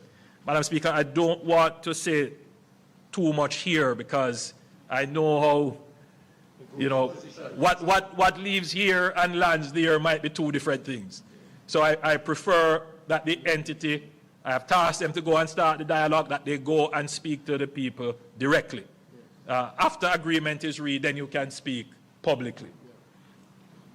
Early next month, various agencies of the government will begin the consultations and sensitization with specific communities in Black River and along that corridor regarding relocation of their communities. The truth is there are just some communities that proximity to the swamp, threat from the sea, when we look at all of the risk maps that the best option is to relocate. But we know how difficult this is. And so we will handle this in a very sensitive way. We will ensure in a very transparent way as well. We will ensure that nobody is at a loss and that livelihoods are enhanced as a result of it. It is not something that is going to happen overnight. We acknowledge this, but it is something that we must do. So we will start the conversations individually with them. Madam Speaker, as you can see, there are several exciting transformational projects planned for the southwestern region, including Fonthill. Yes, with its world-class ecotourism potential, Fonthill is down for development. The airport in Little London, which was already announced, that will be brought on to the NARA project sheet, and the new urban center in Negril, that as well will be brought on to the NARA sheet. And I wanted to just draw your attention to the road network. There, the lines in red are showing you new highways and corridors that will be built. One of them will be the extension of the east-west highway from the Williamsfield leg, bypassing Spur Tree, and then there is another corridor which will not run on the coast, but more inland, but will connect to where the new Black River Urban Center will be. So all of these roads will be under NARA, and they will be started and completed within the next 4 years. In fact, these roads should be completed within the next 3 years.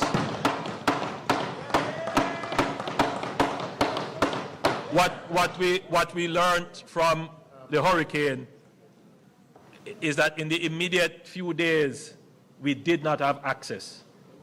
The roads were impassable, they were blocked. And, you know, one of the problems was just how the road was built. We had no challenges with the highways. No highway was blocked because these roads were built to different standards, different drainage provisions were made. Now, St. Elizabeth, which didn't have it before, will now have 2 modern highways traversing the parish.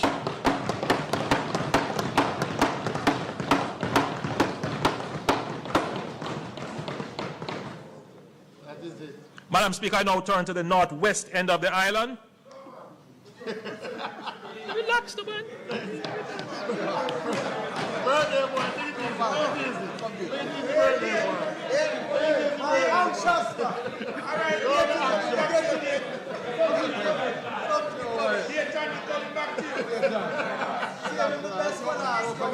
No, but the member, just to put the member at ease. What I'm presenting here are, you know, large-scale reconstruction projects for Westmoreland. You would have heard what we're going to do with Negril and so forth. But for the other areas, it is mostly housing reconstruction. So I will address that. I will address that under a different modality. So, Madam Speaker, anyone who has driven from Montego Bay to Negril knows the bottlenecks at Hopewell and Lucy. This is not just a quality of life frustration, it is an economic cost. Every hour of unnecessary journey time is a deterrent to tourism investment, a disincentive to the visitor's experience, and a brake on the development of Hanover's enormous untapped potential. Madam Speaker, Hanover has so much potential, but it is, you know, almost like an interland in Jamaica.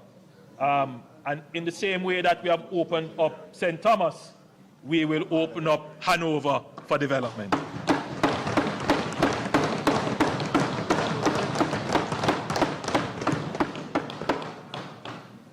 The government will advance the Hopewell and Lucy bypass, running through a connection point on the Long Hill bypass, which is already under construction. In St. James, traversing Westford with Link Road serving both Hopewell and Lucy before terminating on the westward side of Lucy. The alignment will run approximately 3 kilometers south of the existing coastal road. This will unlock the entire waterfront stretch between Montego Bay and Negril as prime resort lands.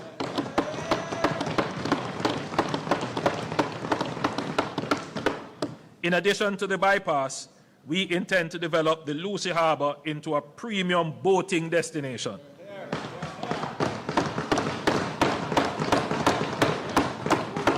Sheltered from the prevailing winds, with deep natural water and proximity to emerging resorts on that belt between Montego Bay and Negril, Lucy Harbour has every natural attribute required to become a premium boating destination. So under NARA, this is something that we will do to create the economic incentive, but this is a perfect project for private sector. And so NARA will stimulate, facilitate, coordinate, but more than that, get it done quickly.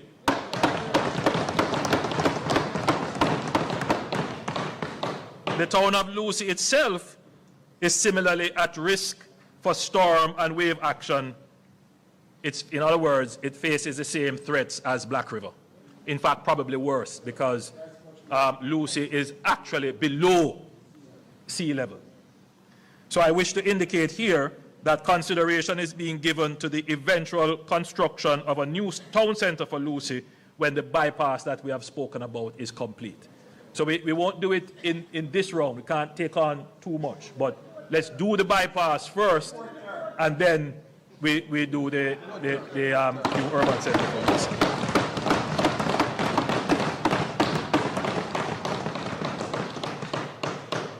Madam Speaker, I want to talk about St. James, Montego Bay in particular. Recently, I was written to by one of the tourism interests in Montego Bay, expressing real concern about the state of the town, how it looks, the collection of garbage, the public facilities that are there, and there is a real concern raised, and I want the tourism community to know that the government hears your cry. We're not just sensitive to it, we're working to have it addressed. One of the big issues which I know is a challenge is the collection of municipal waste, the collection of garbage.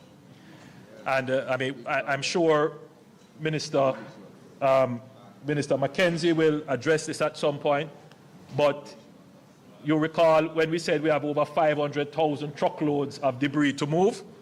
We have made a dent on it, but it has been at the expense of the diversion of the limited stock of equipment that we have from the municipal operations into the debris management operations. I think very shortly we will have to bring the debris management to either a pause or an end so that we can refocus on the municipal issues. So I want to indicate to the people of St. James, yes, we hear you, and we are going to address this problem in short order.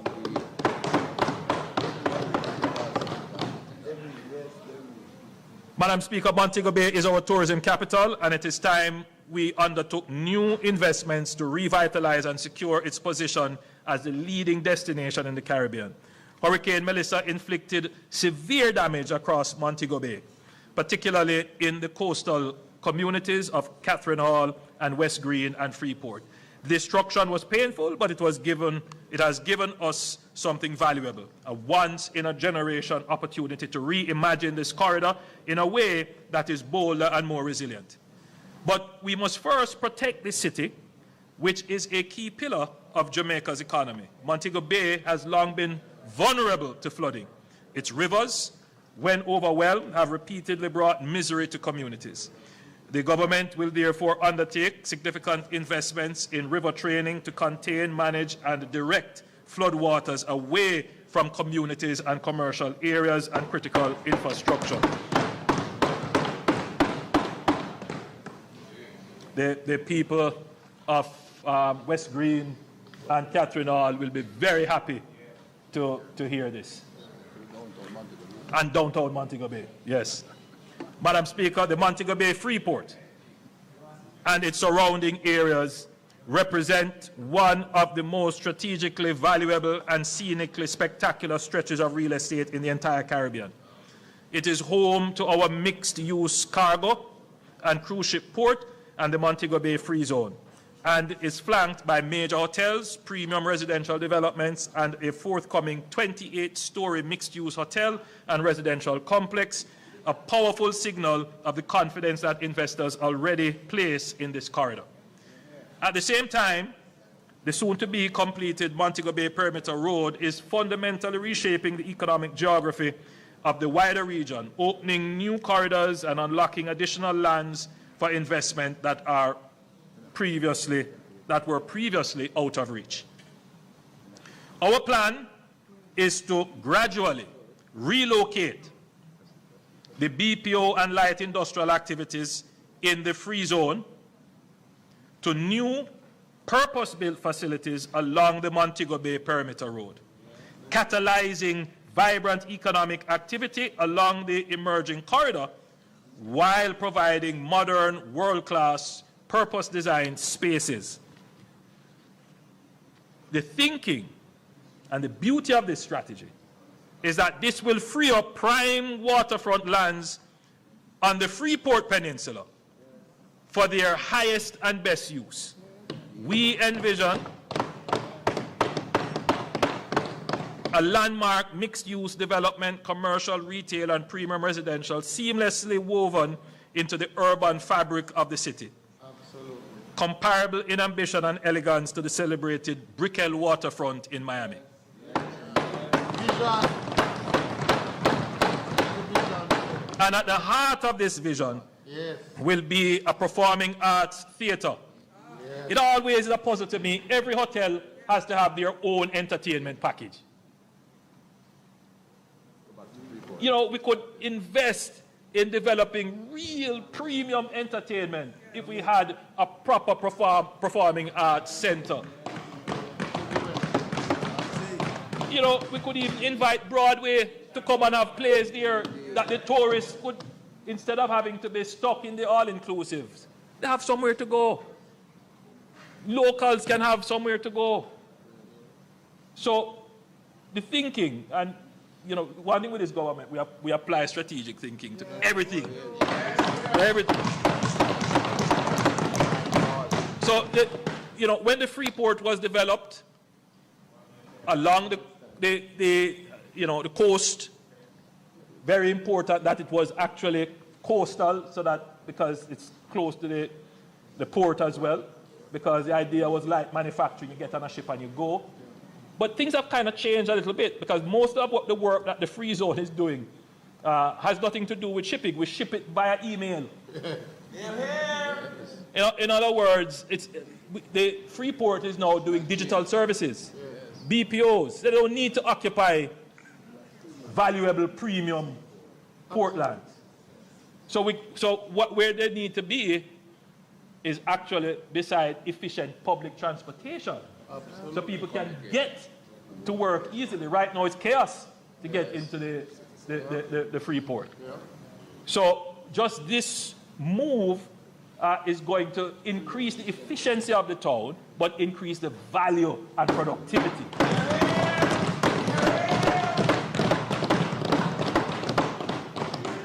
And redirect traffic from outside of the town. To allow Montego Bay to be able to breathe. Madam Speaker, the vision does not stop at Freeport. What we are proposing is the transformation of the entire coastal corridor, from the Freeport sweeping eastward to Harmony Beach Park, along the waterfront, and all the way to the iconic Hip Strip. This breathtaking stretch of Caribbean coastline will be unified into one seamless, world-class leisure, entertainment, and shopping corridor. The top road. Minister, what's the proper name of the top road? The Queen's Drive. Top road is that. Is the president of Montego Bay. Top road, as we all know it. Very, very few people know it as Queen's Drive. The top road will be dualized, and it's a very important point. The top road will be dualized to handle traffic efficiently, while the bottom road will be progressively pedestrianized.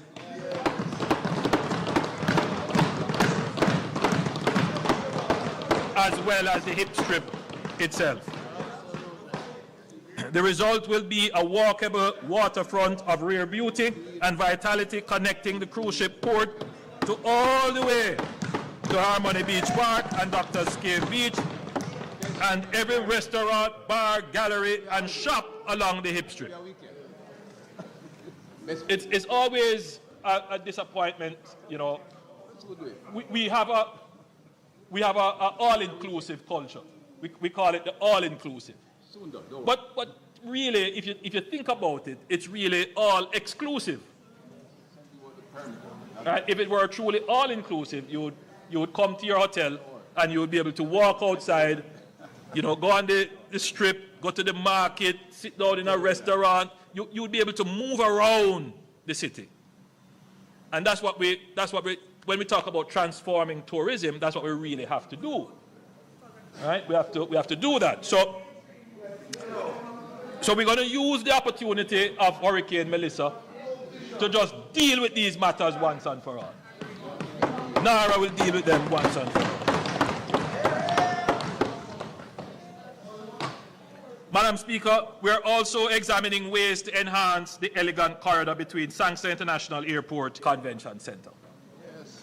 You know, it's called the elegant corridor. I must tell you, it still has some elegance to it, but it needs a refresh. Yes, it needs a refresh. So we're going to be examining ways to do that. One of the big challenges with the elegant corridor, the Minister of Tourism will tell you, and I'm saying this for the hearing of those persons who operate hotels along the corridor, is the noise pollution. Yes. You see, Madam Speaker, when the North Coast Highway was being developed, that section was technically supposed to be a boulevard. Correct. Right? So, you know, in designing cities and towns, you know, streets lead on to boulevards. So streets empty traffic onto boulevards, and boulevards carry them onto highways.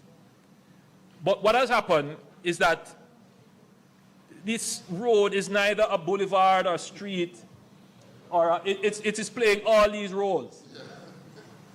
And it is carrying heavy traffic like a highway, but people have to exit to go into the hotels or go into the business places.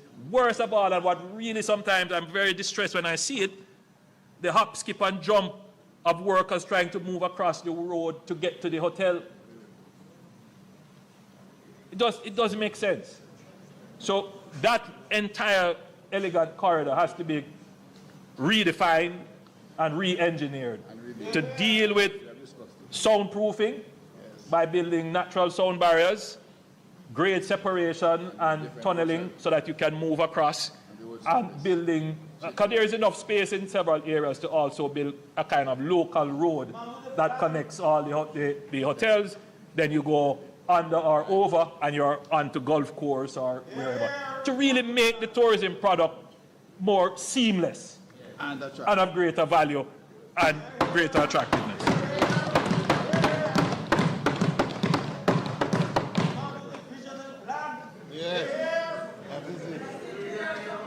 Madam Speaker, Black River, Madam Speaker, like Black River, Falmouth is a case study in the existential vulnerability of low-lying coastal communities to the intensifying impacts of climate change.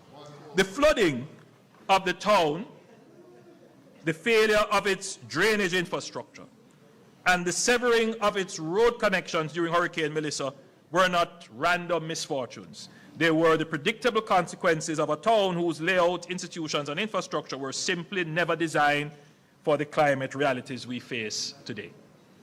We cannot simply rebuild what was there. We must fundamentally reorganize Falmouth. Yeah.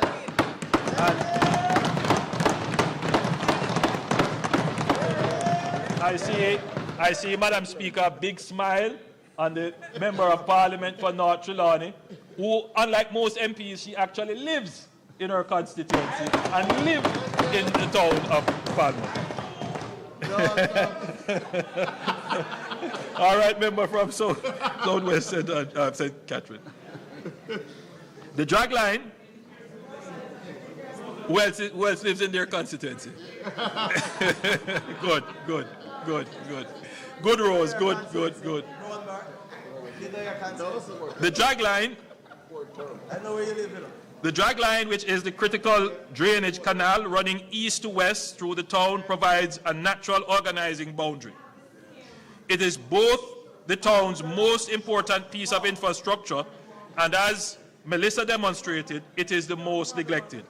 Major infrastructure works will be undertaken to clean it and progressively modernize it into a functional water feature that both protects the town and enhances the remarkable Georgian character. Again, this will be a project on an hour. But more than that, the drag line will serve as a boundary between two distinct and complementary zones of reimagined Falmouth. North of the drag line, closer to the sea, the focus will be on what the waterfront does best: tourism, heritage, recreation, and coastal protection. The magnificent Georgian historic core, the Albert George Market, the Falmouth Courthouse, the Tharp House Complex, the churches, and the Baptist Manse will all be preserved as far as possible. The cruise port and the waterfront will be enhanced and activated as world-class visitor experience. South of the drag line, we will build the resilient civic backbone that Falmouth has never had. The hospital will be relocated inland. It's a very important point, members. Madam Member of Parliament, we will be relocating the Falmouth Hospital inland. We have identified somewhere. We'll make that known as soon as we have finalized the land. And this will be away from the flood zone with direct access to the North Coast Highway so that it remains fully operational precisely when it is needed most. Madam Speaker, during the pandemic, I flew to the hospital, and again, I want to commend all the hospital workers, but I wanted to commend the Falmouth workers in particular as I visited them. Very difficult circumstances, but like everywhere else, they were there doing their service. A new urban center will be built to modern standards of climate resilience and will consolidate critical public services and give people of Trelawny the standard of public facilities they deserve. Further south, and I want Minister Grange to pay attention to this one. Further south, anchored by the Trelawny multi-purpose stadium at Florence Hall, we will finally deliver on the promise this facility has always held. We will be developing the area into a world-class sports center for sports training, major events, and sports tourism.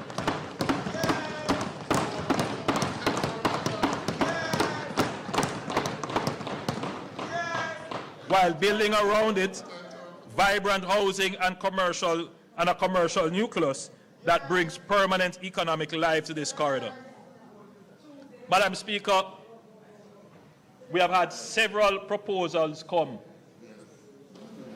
to use the Trelawny Stadium, but the government was never fully in a position because, Madam Speaker, to convert this into a sports tourism entity would require not just the facility. We would have to put in place infrastructure, water, proximity to working and resilient health facilities, proper housing, all the things that would be required to make such a facility work. So we were never in a position then to do it. But today, Madam Speaker, we are bringing all the infrastructure. We are bringing all the infrastructure together. So this can actually now become a center of economic activity in sports.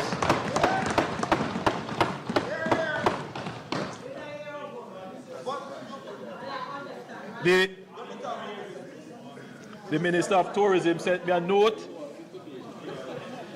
to say that I forgot to mention the upgrade of the Montego Bay Convention Center. Yes, under these projects, the Montego Bay Convention Center will be upgraded in addition to the re-engineering of the elegant corridor.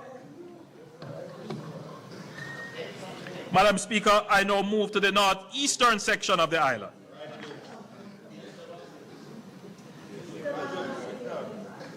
Madam Speaker, the North Coast Corridor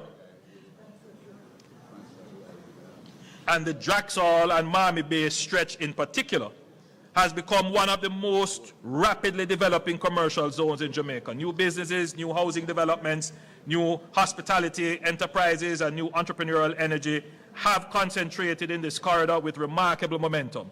The government wants to support and deepen that energy, not for it to be strangled by the congestion, but for it to be able to properly carry the traffic load of the area. On major event weekends, traffic snarl from miles from St. Anne into neighboring Trelawny. The North Coast Highway capacity has been exceeded by the very growth it helped generate.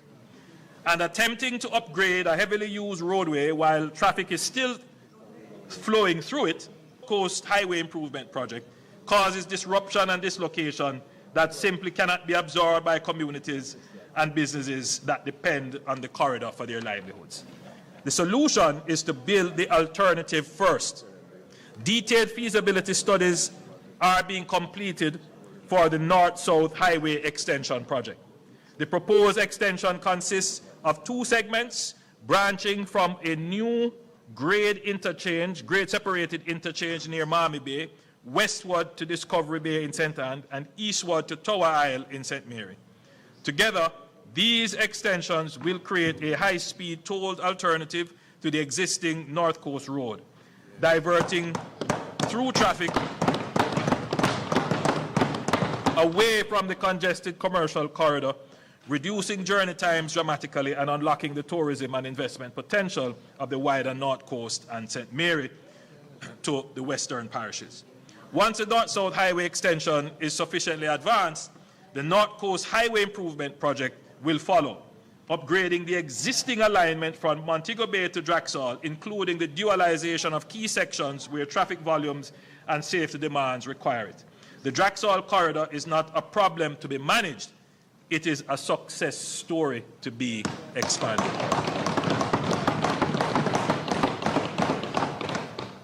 With this investment, we give it the infrastructure it deserves, and we unlock the next chapter of growth along Jamaica's most visited coastline. Madam Speaker, I now turn to the eastern end of the island, Port Antonio. Port Antonio is unlike anywhere else in Jamaica. It is the birthplace of Caribbean tourism, the town that first showed the world what Jamaica could be, drawing Hollywood legends, royalty, and the world's most discerning travelers to its twin harbors and extraordinary natural setting. It deserves a future worthy of that legacy.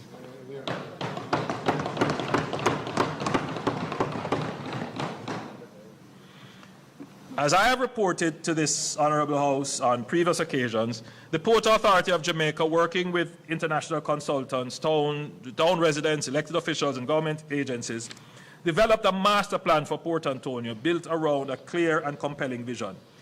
A high-value, low-density tourism destination that preserves the unique history and character of this irreplaceable town while unlocking its enormous unrealized potential.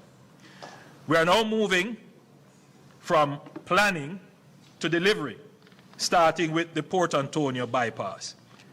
Madam Speaker, sometimes, I'm doing this now 11 times and going through all the projects and the plans. I can just imagine that the people listening might say, but you said this already, or here goes another plan. But the beautiful thing is that having seen these plans from conception to inception, it is just an amazing feeling. So I recall when we were doing the discussions about how are we going to develop this beautiful asset of Port Antonio. And we recall that when the sewer lines were being put in, I believe by the opposition at the time was the government, the chaos it created in the town. You got the money. Well, yes, we got the money, but they implemented. Right. So, but it was chaos in the town, just to put in the sewer lines. And so the thought was, if we can't do any further development in the town, because the development itself may kill the town. So what we have to do first is to do the bypass. We have to create an alternative so that traffic can flow whilst we do, because of the significant development. So we announced the project, and Madam Speaker,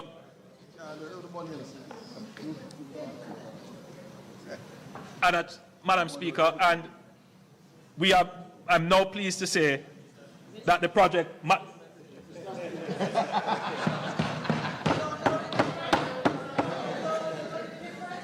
is man, woman is woman.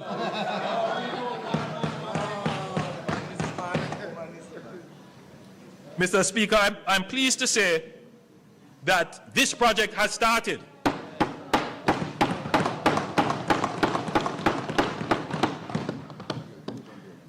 This is an $81 million project, and it is an essential precondition for everything else the master plan will seek to achieve. This 18-kilometer corridor will be delivered in 2 phases. The first spanning Norwich to Turtle Crawl Harbour, and then 7 kilometers of 4-lane roadway, new bridges and upgraded drainage, built inland and elevated to protect against storm surges and coastal erosion. By diverting through traffic away from the historic town centre, the bypass will give Port Antonio the space it needs to become the premium destination the master plan envisions. Beyond relieving congestion, the bypass will open new corridors for housing, commerce, and economic activity. And as I've said, works has already begun.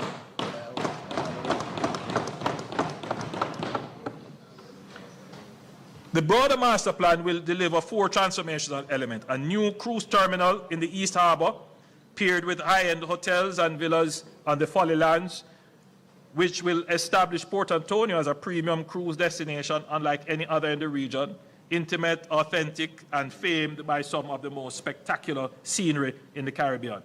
The cricket grounds will be enhanced into a modern multi-purpose sports and entertainment amphitheatre, activating this underutilized asset and bringing major events to Portland for the first time. A new pedestrian promenade along the shoreline will connect the east and west harbors, transforming the waterfront into a continuous walkable space for residents and visitors alike. And a new public park will give the people of Portland a world-class recreational amenity on their doorsteps. Madam Speaker, just to be clear, these pictures that you are seeing are not just, promotional rendering. Actual architectural design work has gone into this.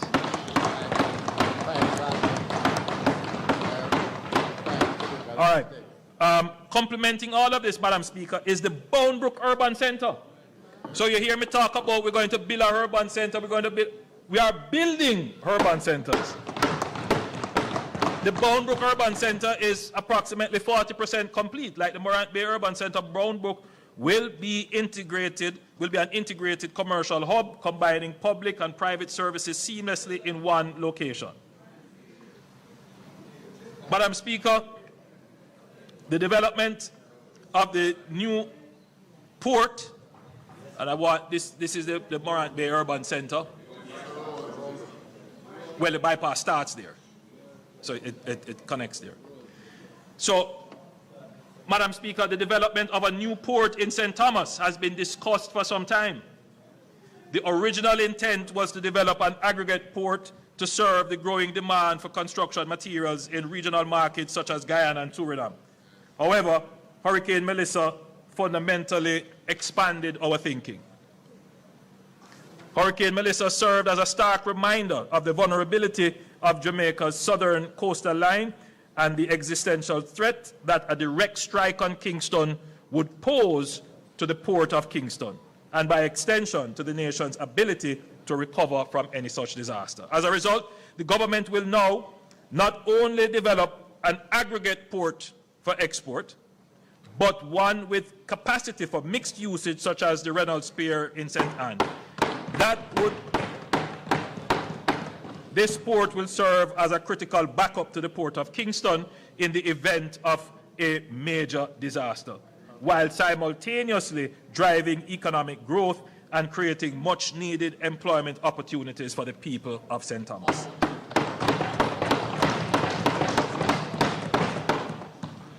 Subject to more detailed feasibility studies, the Port Authority has identified a site near Yala, St. Thomas, that benefits from adequate coastal depth and vessel berthing, proximity to established quarry operations, and road access via the newly completed highway.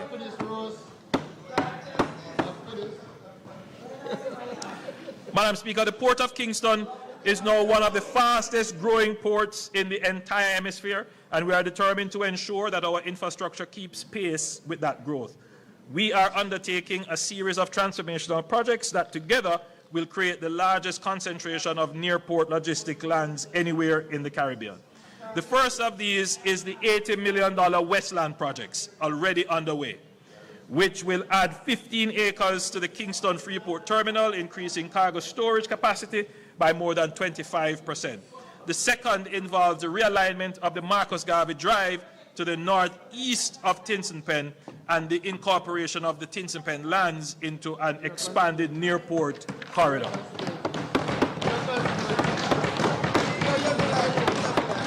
No, it's our constituency. A portion of these lands is already being actively utilized for automobile logistics, a clear signal of Kingston's emergence as a regional hub in a dynamic sector and a preview of the far greater potential that lies ahead. Madam Speaker, inadequate drainage infrastructure along this corridor has resulted in disruption of operations from even moderate rainfall. The National Works Agency, in collaboration with local and international consultants, has completed comprehensive studies for a drainage system designed to efficiently convey stormwater to Hunts Bay. We will move decisively under NARA to finalize the designs and implement this solution. The truth is, Mr. Speaker, we can't expand the port without doing this drainage project. Madam Speaker, speaking of drainage, the Kingston metropolitan area is urgently in need of serious work on its most critical drainage infrastructure. That is the Sandy Gully, which is the city's main defense against flooding. This was built some, 70 years ago? By the Gully government. Almost 60 years ago? More than 60 years ago. So, and it really has not had a major overall. And just to explain to the country how that drain works and why we need the drain. If there is a weather system that is coming off the Kingston Harbor and it is going across Kingston, it is going to meet the hills of St. Andrew. And what that will do as the precipitation moves against the hills is that all of that will fall as rain. It will come down the hill, and if it doesn't get into the Sandy Gully and go into the sea, it will flood the Kingston Plain. And so that's why it was built like that. So it actually takes the water coming off the hills for any heavy precipitation. But the gully as it is, because the inverts and the other infrastructure that support it, they are aged. And so they are falling apart. So under NARA, yes, thankfully, the gully was not damaged. The Sandy Gully was not damaged by Melissa. But because we have a resilience mandate, we know that this is a key piece of infrastructure that is needed for Jamaica's resilience, and therefore the reconstruction of the Sandy Gully will be a major project on the Narrow.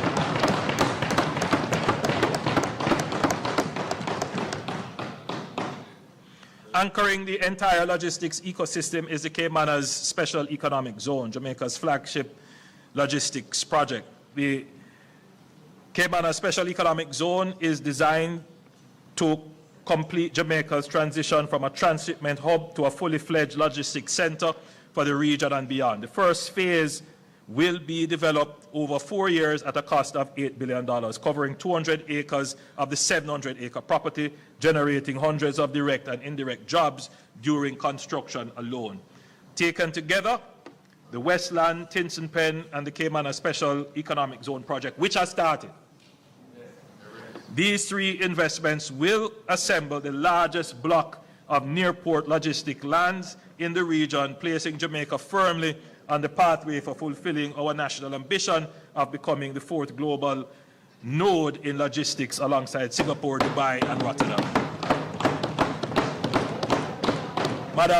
Madam Speaker, these are the exact words that were said by the former Minister of Industry and Commerce, who is now the Member of Parliament for Western St. Andrew, which shows that, and he knows, I've always, where credit is due, give credit.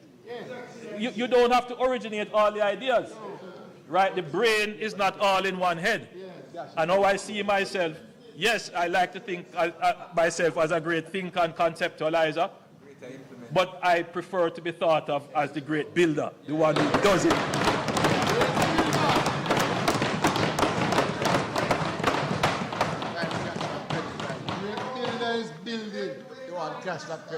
Madam Speaker, when major disaster strikes, the ability of the state to function, to coordinate, to communicate, to make decisions, to serve the people depends on having facilities that can withstand the impact and continue operating in its aftermath. Hurricane Melissa exposed the vulnerability of the government itself.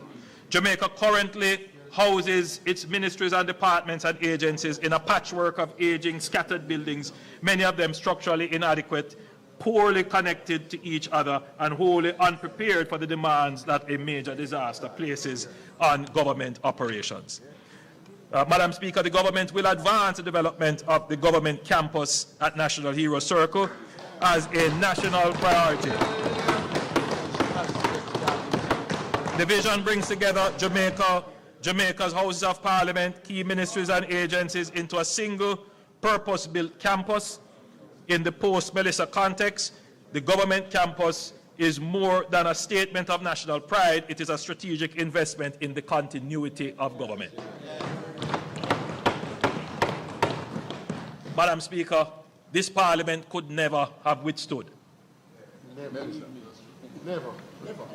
Hurricane Melissa, or even a slightly lower hurricane. And I think it is now a moot point, Mr. Speaker. I think every member of Parliament here serving in this building would have to agree. The building has served us well, put it that way. But it really cannot carry us much further. The right time. The right time. Madam Speaker, resilience is not only our road and bridges. Resilience must also include our health facilities. Kingston Public Hospital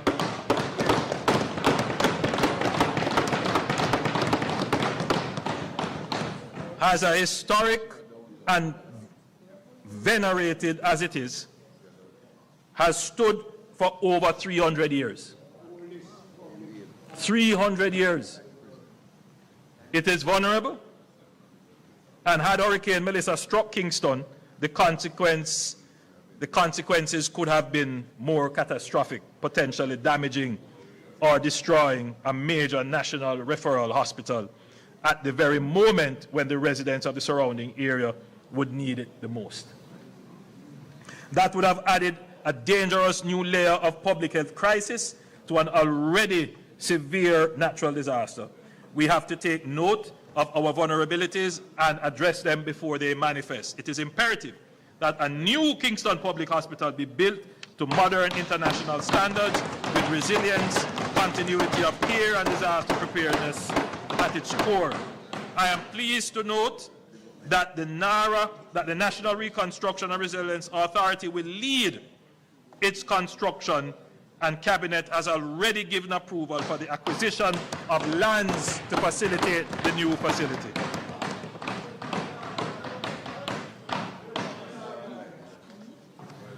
Madam Speaker, both our major international airports sit adjacent to the sea, and we are vulnerable to storm surges and the long-term effects of sea level rise. When Melissa struck, the operational pressure on both facilities was immense. The question that we must answer honestly and urgently: what happens if one or both of our major international airports is rendered inoperable by a natural disaster? The answer cannot be that Jamaica has no answer. Vernon Field has been discussed as a development opportunity for decades. The vision of an aerotropolis, an airport city that would anchor Jamaica's ambition to become the world's fourth logistics hub has appeared in strategic documents. I've spoken about it numerous times. Cabinet decisions and development plans have been made since the 2000s. The long-term vision still remains our aspiration. Former Minister Mike Henry, I'm certain that if he is listening, would be happy to hear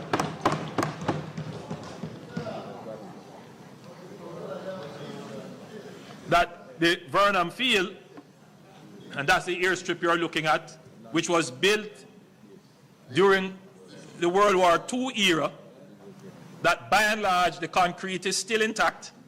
It has over 2,000 acres of land around it. A premium piece of real estate is used for drag racing. Yes. When that piece of real estate should be our strategic backup, and where we make strategic investment to eventually make it into a full-blown airport.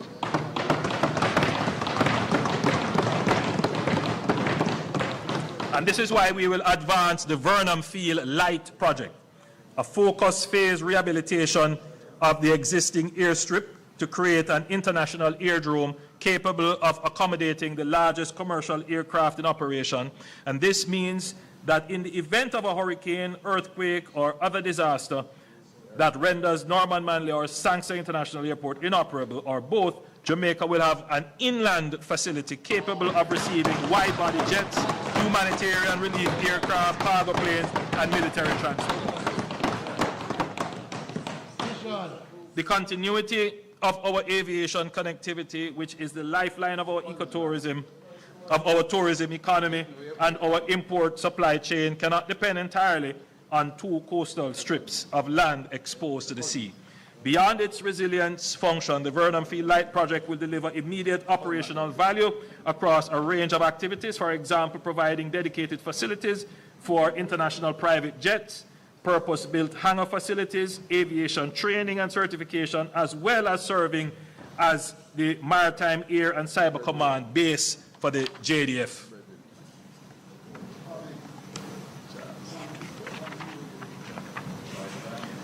Madam Speaker,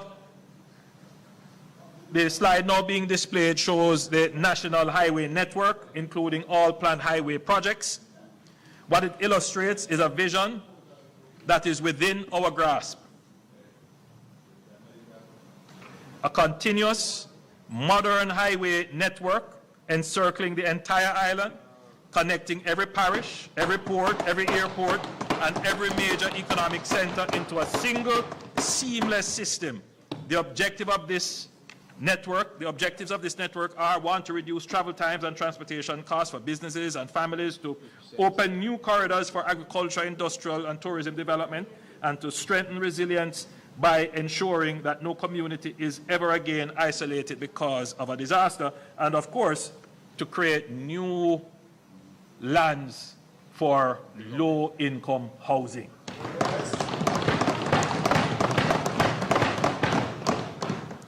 Hurricane Melissa has, among other things, reinforced that infrastructure cannot continue to be planned, designed, and built in silos. That approach has cost us dearly. Roads are rehabilitated and then torn up again because a pipeline issue was not anticipated. Drainage deficiencies short the life of otherwise sound roadworks.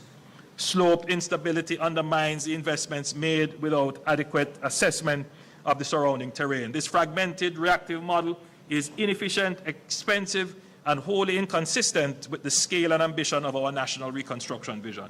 We are therefore moving decisively towards integrated infrastructure planning, a framework in which roads, drainage, water, sewage, utility corridors, slope stability, and climate risk are considered together from the design stage and sequenced into a disciplined way through implementation. Integration planning must be matched by stronger infrastructure governance. Part of what involves a long overdue, that is part of the work which involves a long overdue reform of how we classify and manage the national road network. At present, roads of vastly different purposes, economic significance and strategic importance are treated in broadly the same way.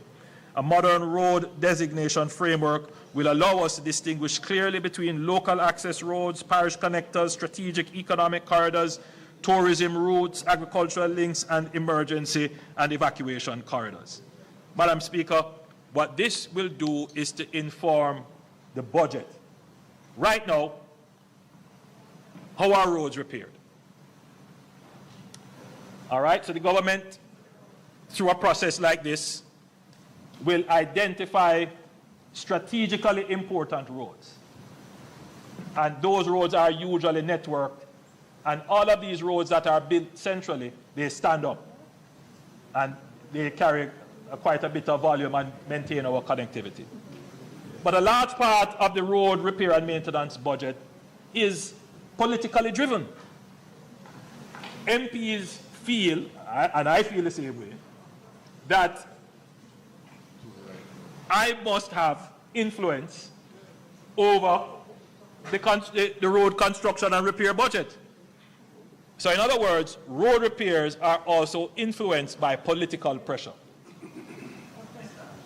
Now, maybe that's not a bad model, but what it does is it helps to fragment how the limited road repair budget is spent. So what happens is that the road repair budget is broken down essentially by constituency and by the effective lobbying of members of parliament. Now, the truth is that that strategy may have served well. But what it creates is a great deal of fragmentation, because every year we spend billions of dollars. But if you look at the road network, you can't really say that you have developed a road network. And at some point, as a country, we have to say, look, we need to make impact with the money that we are spending. And so that is what the One Road Authority is being designed to do. I know there is concern that the One Road Authority is going to take away autonomy from parish councils. No leader of the opposition, that's not what it is being designed to do. So one of the things that we're doing is to do a proper accounting for the roads, so we know how many roads we actually have, how many miles of roads. Then we go through a process of a proper categorization of roads.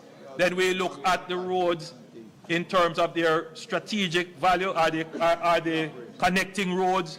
Do they carry critical manufacturing? Are they critical for evacuation? All kinds. So we look at these things, and then we develop a proper maintenance plan.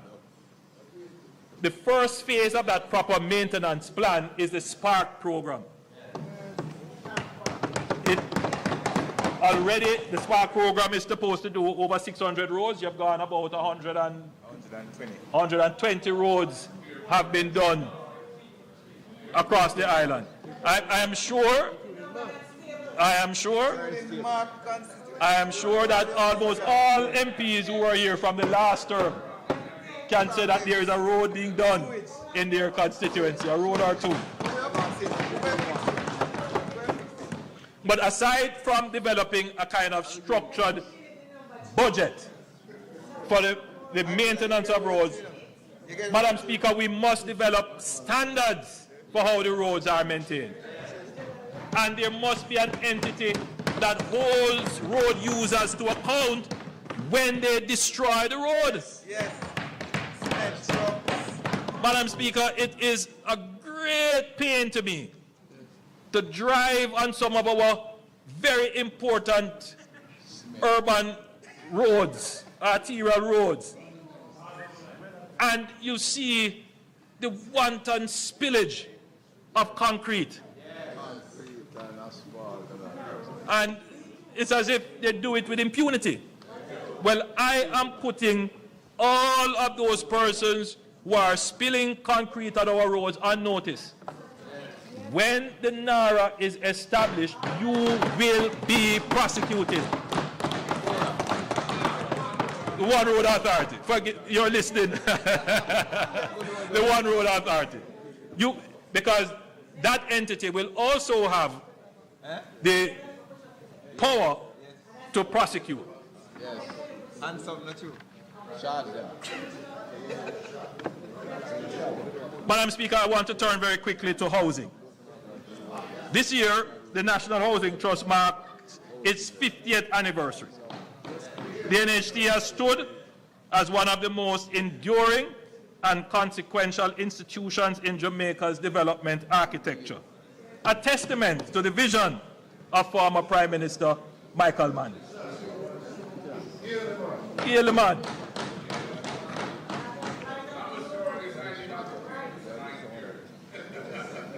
As I said, he did some good things, but we should also note, because you know the member from St. Andrew Southwest, Southeast, saying, well, if you're going to talk about history, you must talk about it completely. You must give the full story. Right. So the full story of the NHT is that, of course, the idea to create the NHT was that of Michael Manley. But the NHT was, as you would know, no, I was not, of course I was. No, but history is not for the people who live it, it's for the people who read it. So,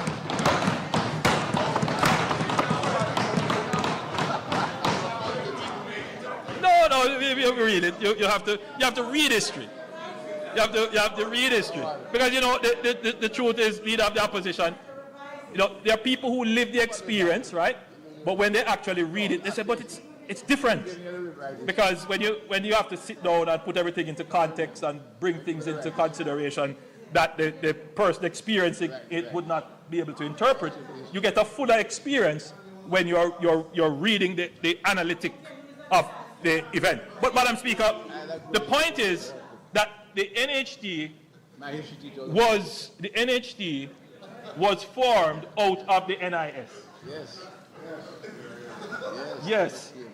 In other words, the fund that we created, the National Insurance Fund, which when we created, the PMP objected to it, turned it around, called it sin, never wanted it to be done.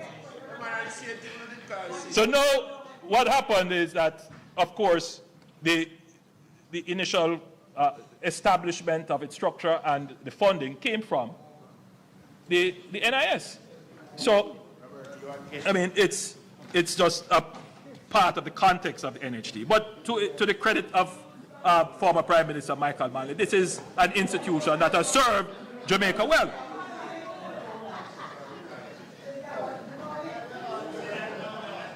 Madam Speaker, when Hurricane Melissa struck, the NHT did not wait. It moved quickly, decisively, and with compassion that the scale of the crisis demanded. Approximately 30,000 mortgagors across 7 of the hardest hit parishes received an automatic 6-month mortgage moratorium, providing immediate relief for mortgagors whose homes remain uninhabitable. That moratorium has been extended. That moratorium, the NHT has extended it until the beneficiary is able to restore their home. A special disaster relief grant of up to $500,000 was made available for contributors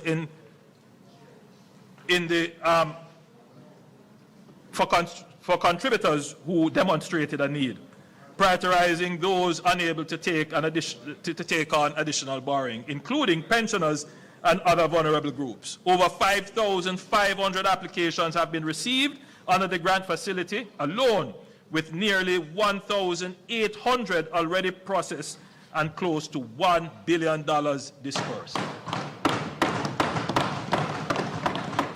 The NHT has also procured 2,500 semi-permanent housing solutions at a cost of US $19 million for families who lost their homes entirely.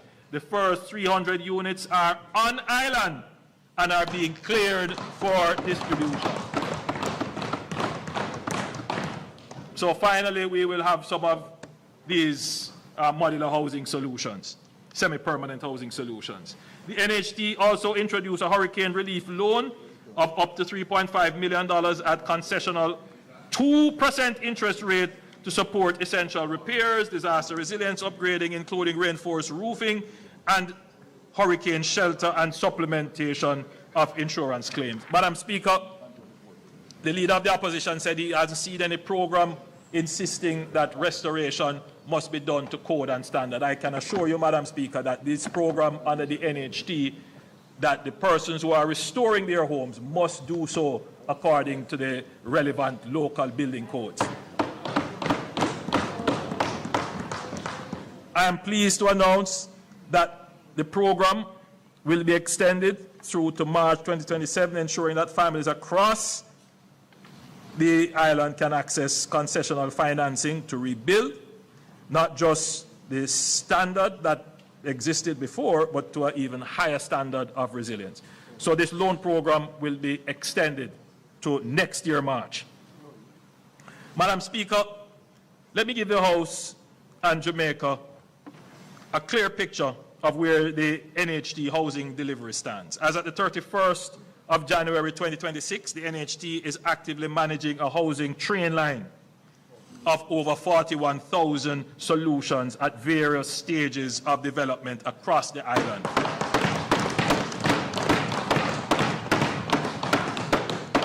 This includes approximately 10,700 units currently under construction, and you see them, those are telling you where they are all across Jamaica.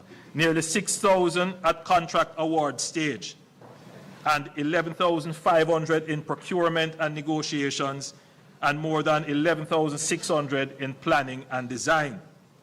2 major new developments have commenced at the Longville Meadows in Clarendon and Friendship Phase 2 in St. Elizabeth, together totaling 2,800 solutions. In the coming financial year, the NHT has projected housing expenditure of approximately $50 billion, with a further subsidy of approximately $21 billion under the external financing mortgage program. This represents one of the most ambitious housing programs in the history of the NHT, covering developments in St. Catherine, Trelawny, Manchester, Clarendon, Westmoreland, St. Thomas, St. Mary, Kingston, and beyond. Madam Speaker, I need to directly address the public debate surrounding the annual transfer from the NHT to support the budget. The opposition has made much of the annual $11.4 billion transfer from the NHT. In the face of fiscal pressures created by Hurricane Melissa, the government had no realistic alternative but to extend the drawdown. Were the drawdown to be discontinued, the $11.4 billion would have to be found elsewhere, resulting in additional taxes beyond those announced.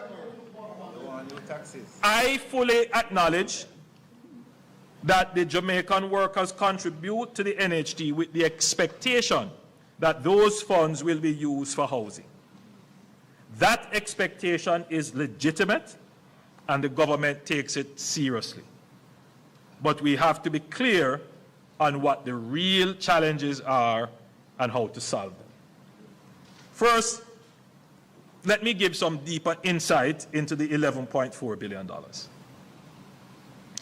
$11.4 billion is the gross amount that the NHT transfers to the government, gross. This is net off against the statutory deductions and taxes that the NHT itself is obliged to pay to the government. Technically, therefore, the government gets approximately $7 to $7.5 billion net from the NHT. I think that is a very important contextual element of the problem. No, every year. Every year. Every year. So, because sometimes we run with the headlines, but we don't really look at the details. Absolutely. All right. Second, the NHT remains a solid, well-capitalized body that is not a fiscal risk to the government.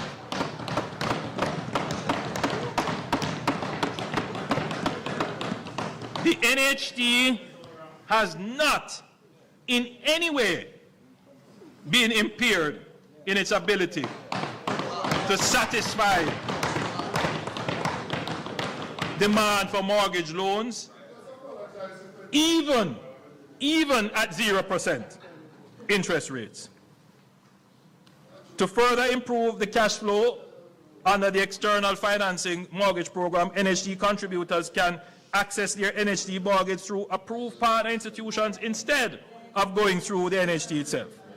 The NHT's portion of the loan attracts its usual NHT interest rate, even though the loan is processed externally. Furthermore, there has been no issue, very important point, Madam Speaker, there has been no issue of misuse or mismanagement of any NHT fund under my administration, like the Outameni scandal under the PNP.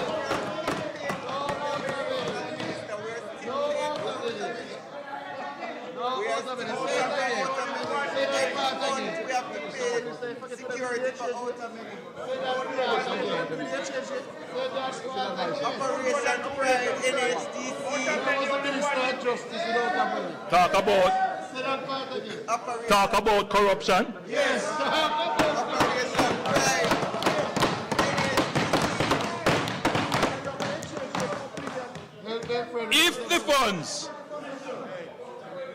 If the funds remained with the NHT, they would largely have been invested in government securities and sat on the balance sheet as lending capacity, waiting for projects that too often do not materialize. Not because the money is unavailable, but because, one, we do not have enterprise-scale contractors in sufficient numbers. That's the reality. Number two, we do not have large swathes of developable land that is close to where people want to live or where sufficient infrastructure exists, so that all that is required to do is to put in the last mile. This is why we are building new roads to open up new lands for housing. That is what we have done in the East, in St. Thomas and Portland, and now we're doing it in St. Elizabeth and Westmoreland. But even when we open up new lands through roads and highways, it takes time to get the infrastructure to the last mile. We have an over-bureaucratization of the development and approvals and permitting process. We are working to simplify and accelerate this, which is why you would have heard about FAST about NARA. All of these are attempts to accelerate the process. Collectively, these factors mean that the cost of construction in the affordable segment of the housing market makes viable projects difficult to assemble. So the challenge, Madam Speaker, is not that the funds that we take from the NHT deprives the contributor of an opportunity to own a house. That's not accurate. The challenge is, because even though we have taken the funds, in this administration, we have done more than any other.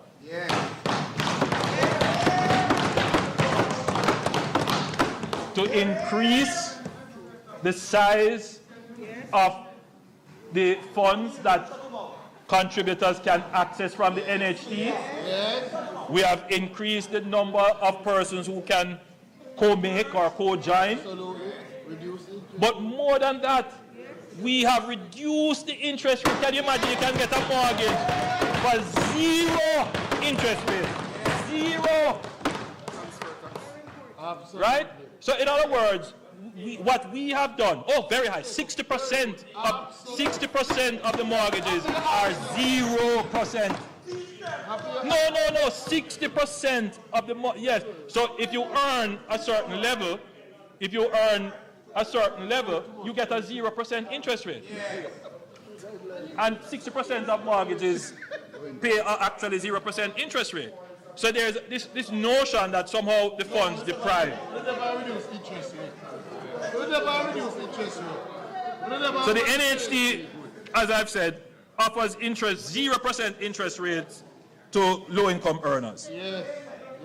But demand for mortgages is still limited because of the availability of homes in the price segment that the contributors would be able to afford. Now, this is an important point to note. Further subsidizing demand only ends up increasing prices. As we have increased the contributors' access to financing, what we see happening is an increase in the price of the house. In fact, every time we increase, the price of the house moves with the increases that we give in terms of the funds that they can access. And that tells you more than anything that there is a supply side problem. That is really the issue. How do we expand the supply of houses? And we outline the structural issues that exist, which are not all NHT problems. So further subsidizing demand only ends up increasing prices. We have seen this clearly every time we have increased the NHT loan limit. Prices rise to absorb the additional lending capacity because supply does not keep pace.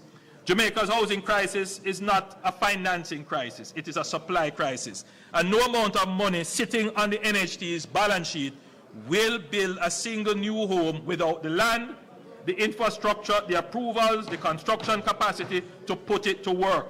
What we need urgently and at scale is a ramping up of housing supply. And when we speak of supply at the scale Jamaica requires, we must think boldly.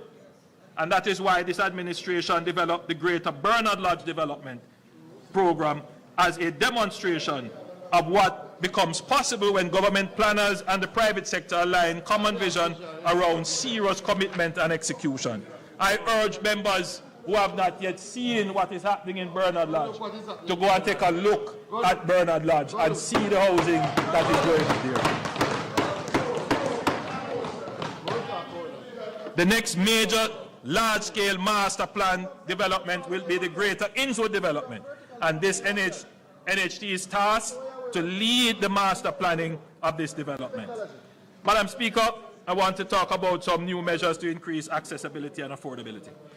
While we work to increase housing supply, we are always working to ensure that homes we build are accessible to the Jamaicans who need them the most. I am pleased to announce that effective July 1, 2026, teachers, nurses, firefighters, and members of our security forces and defense forces will benefit from a specially reduce mortgage interest rate based on their length of service. For those with 5 to 10 years of service, the applicable interest rate will be reduced by 1%, and for those with service of 10 years or more, the rate will be reduced by 2%. For young Jamaicans under 35, the NHD will reserve a minimum of 20% of scheme units, doubling from the previous allocation of 10%, and will provide an advance of $2 million to assist with deposit requirements for open market purchases.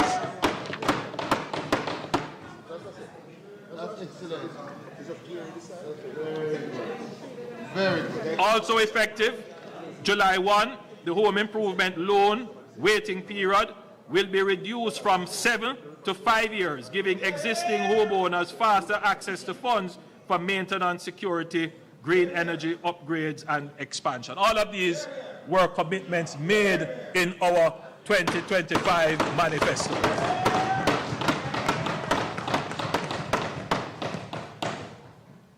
Madam Speaker, in commemoration of the 50th anniversary, the NHD will break ground on 2 new state parks.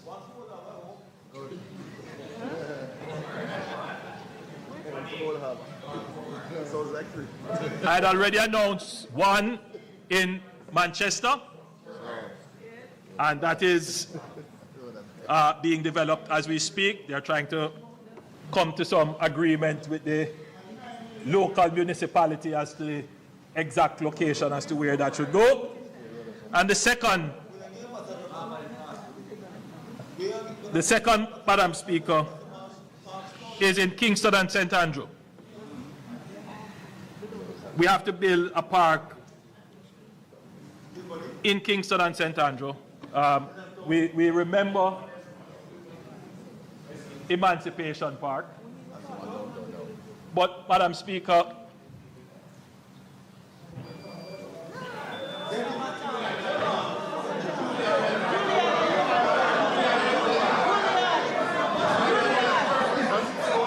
that was low. That was low.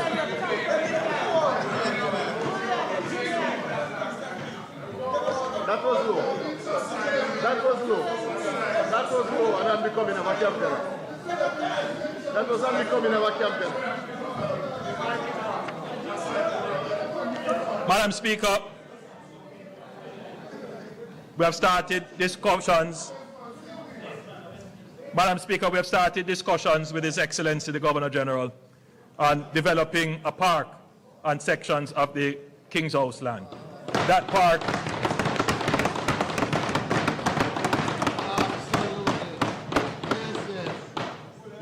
Madam Speaker, that park it will be particularly developed to deal with the needs of our seniors, a place where they can exercise and walk securely. So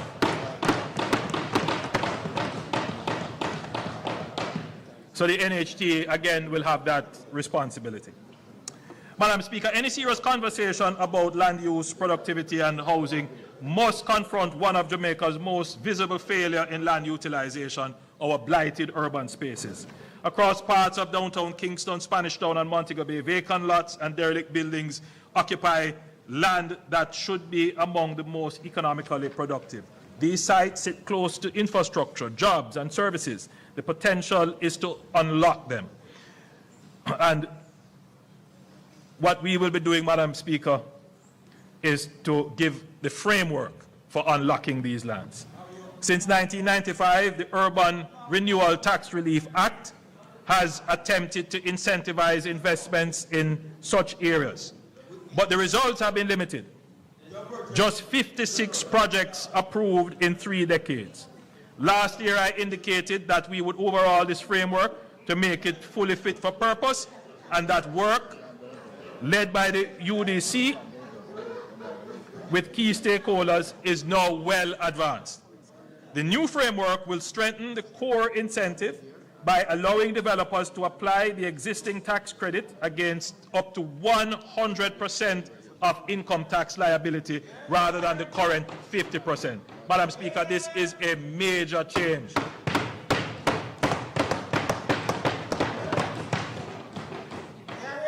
For priority projects, including developments in severely blighted areas, affordable housing, and critical public facilities, the credit will increase from the current 33.33% to 40%.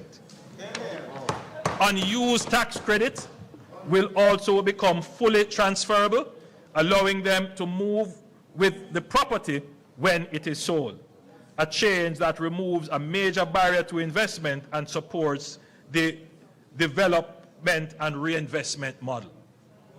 The framework will also support the wider development ecosystem. Financing for approved projects will receive tax-exempt interest income for up to 8 years. Commercial tenants will be able to deduct 200% of rent, and first purchasers of homes in approved developments will receive a property tax exemption in their first year. So we are looking at a whole suite of incentives to attract investment into urban blighted communities. To address one of the most persistent obstacles, slow approvals, all permits, development approvals, and tax authorizations will be processed through a single digital portal managed by the UDC, dramatically reducing the processing time.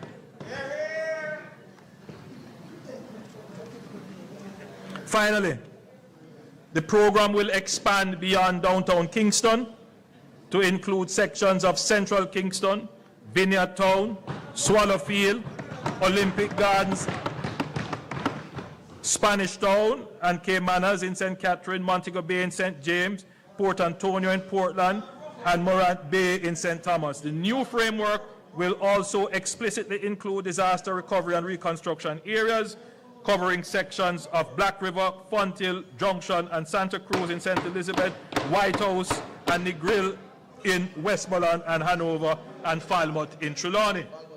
So, Madam Speaker, we are going, as I say, hard on attracting investment in urban blighted areas. Madam Speaker, some technical and legislative work remains, but we are targeting the first quarter of 2026-2027 for the new urban renewal framework to come into effect. Madam Speaker, we have a further incentive for redevelopment and relocation work that will be needed to be undertaken in the following parishes: Trelawny, Hanover, Westmoreland, and St. Elizabeth. For the next 2 years, transfer tax on properties in these parishes, Trelawny, Hanover, Westmoreland, and St. Elizabeth, will be reduced by 50%.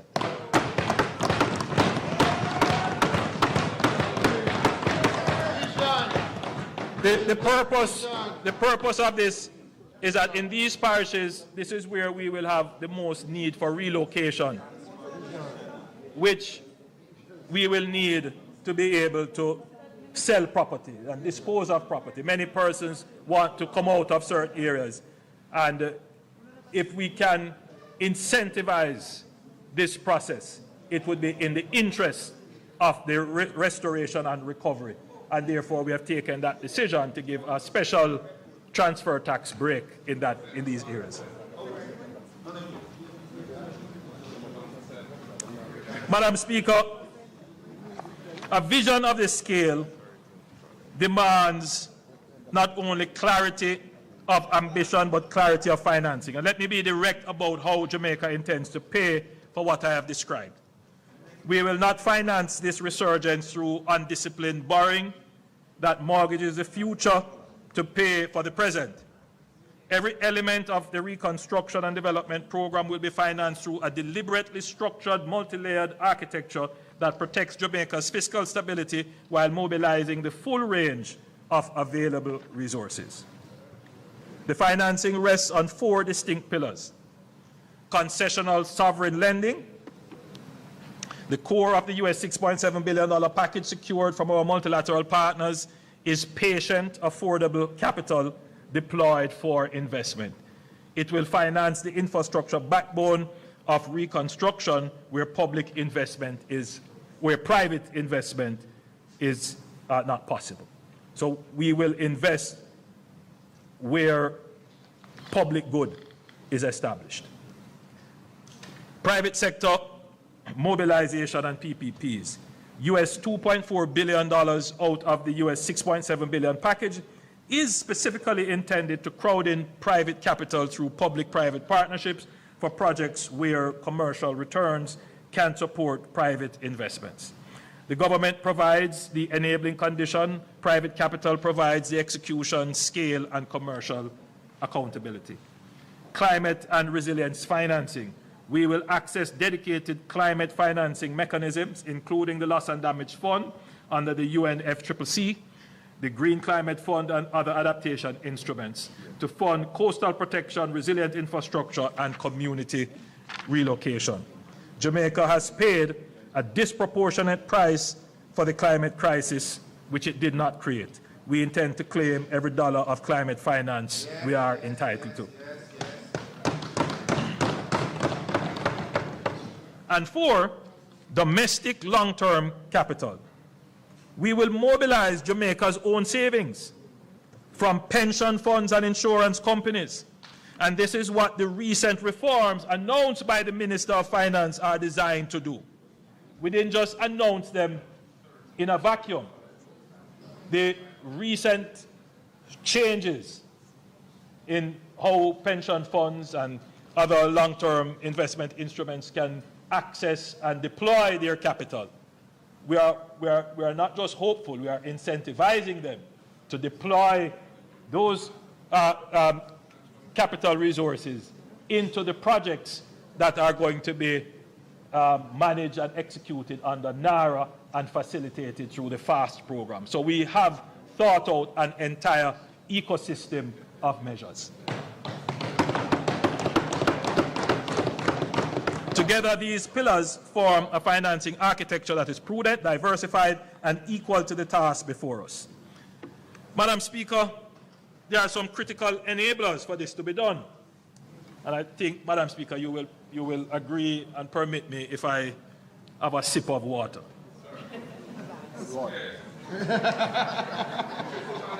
By the way, how much was this one?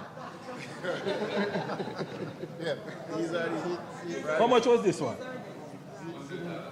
This is all at $16. This is less than $100. This is $44. This one is $44.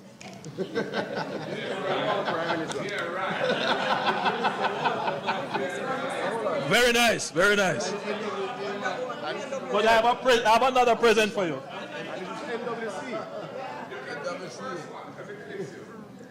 Send this over, give it another one. We have one for you. This is NWC water. NWC water. With the cost of the bottle, it is $16. So this is about $20. Right? Of course. That was I brought it here. $16. Now, when I heard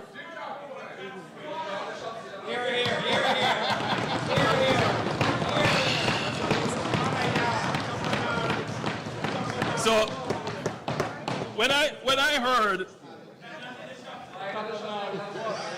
it's in your pipe. when I heard the protestations of the leader of the opposition that water costs more than gas. Yes. Come on now. I mean, so yes. If you bought Avion or some other, but that's not the question.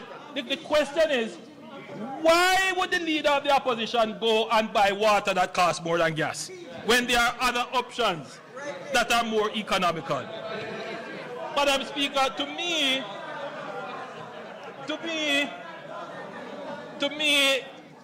it tells me that I wouldn't trust him with managing my economy.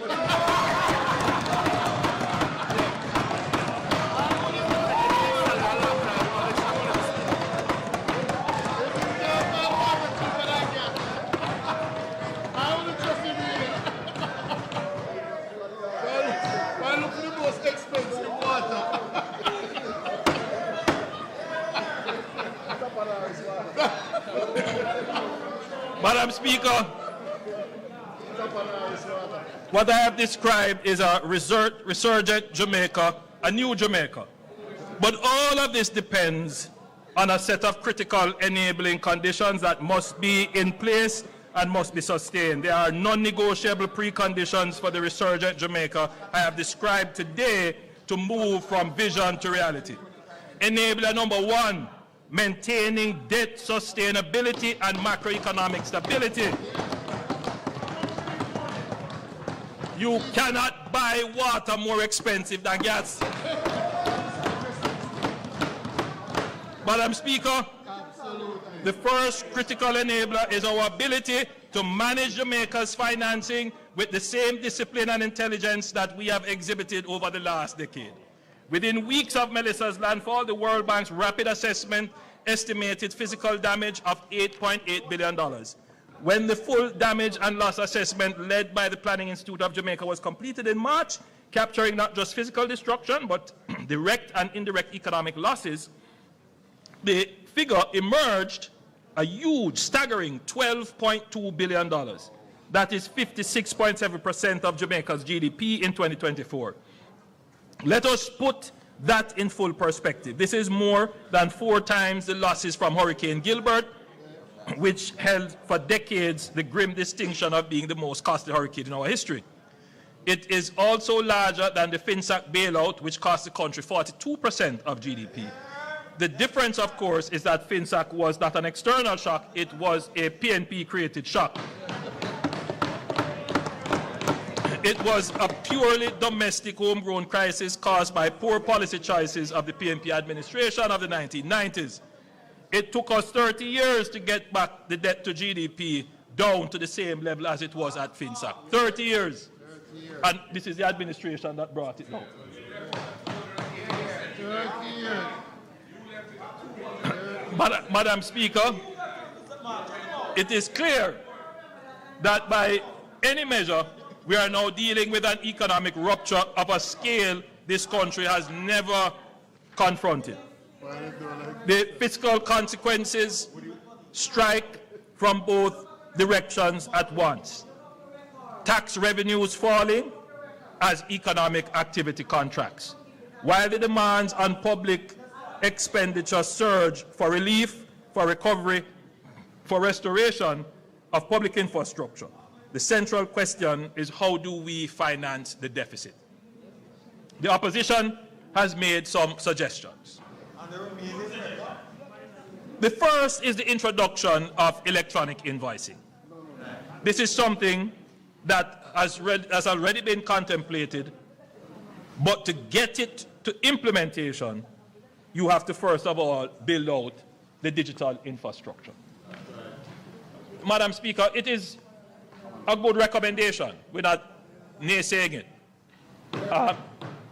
That we were already contemplating it is neither here nor there. What I'm happy about is that it is the opposition that has brought it up.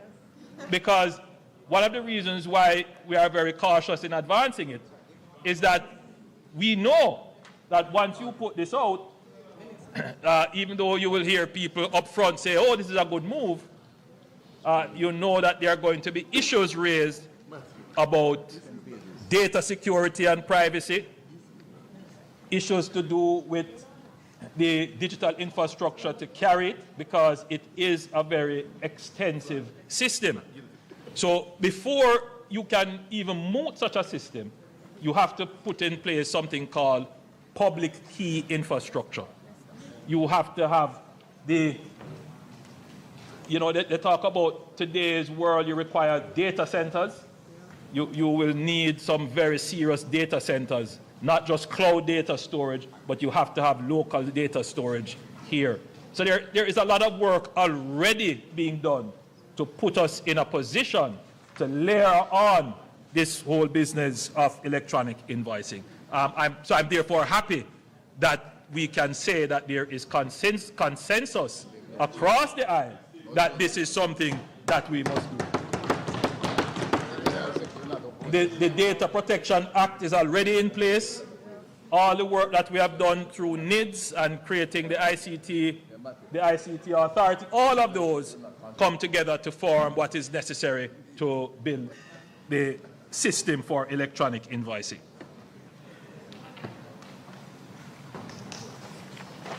The opposition's second suggestion is that we should just borrow a little more, literally.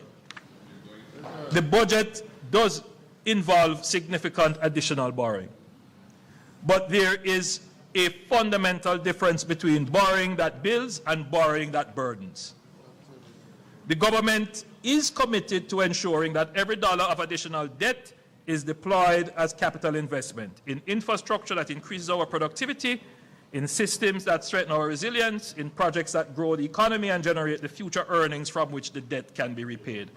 Madam Speaker, the opposition spokesman also said that introducing new taxes at this time of economic downturn is pro-cyclical. That is, it tightens fiscal policy precisely when the economy needs room to breathe. That argument would have some validity if the government were using these tax measures to run a surplus, to extract more from the economy than we are putting back in. But that is not what is happening. Even with these additional tax revenues, we are projecting a fiscal deficit. This is why we have suspended the fiscal rules. This year, the government is planning to spend significantly more than it is collecting. So technically, Madam Speaker, we are putting more money into the economy. And when a government runs a deficit, it is by definition, or should be provide, depending on what it does with the funds, provide a net stimulus to the economy. It is injecting more into the circular flow of economic activity than it is withdrawing. That is not a pro-cyclical policy, it is counter-cyclical. Madam Speaker, I ask this House to pause and consider a sobering question. Where would Jamaica be today if we had listened to those who, during COVID, urged us to deplete our reserves, abandon our fiscal anchors, and spend without restraint? Where would we be standing now? Not only in the aftermath of the largest disaster in our nation's history, but also facing a fresh wave of global uncertainty driven by rising energy prices, supply chain disruption, and the conflict in the Middle East.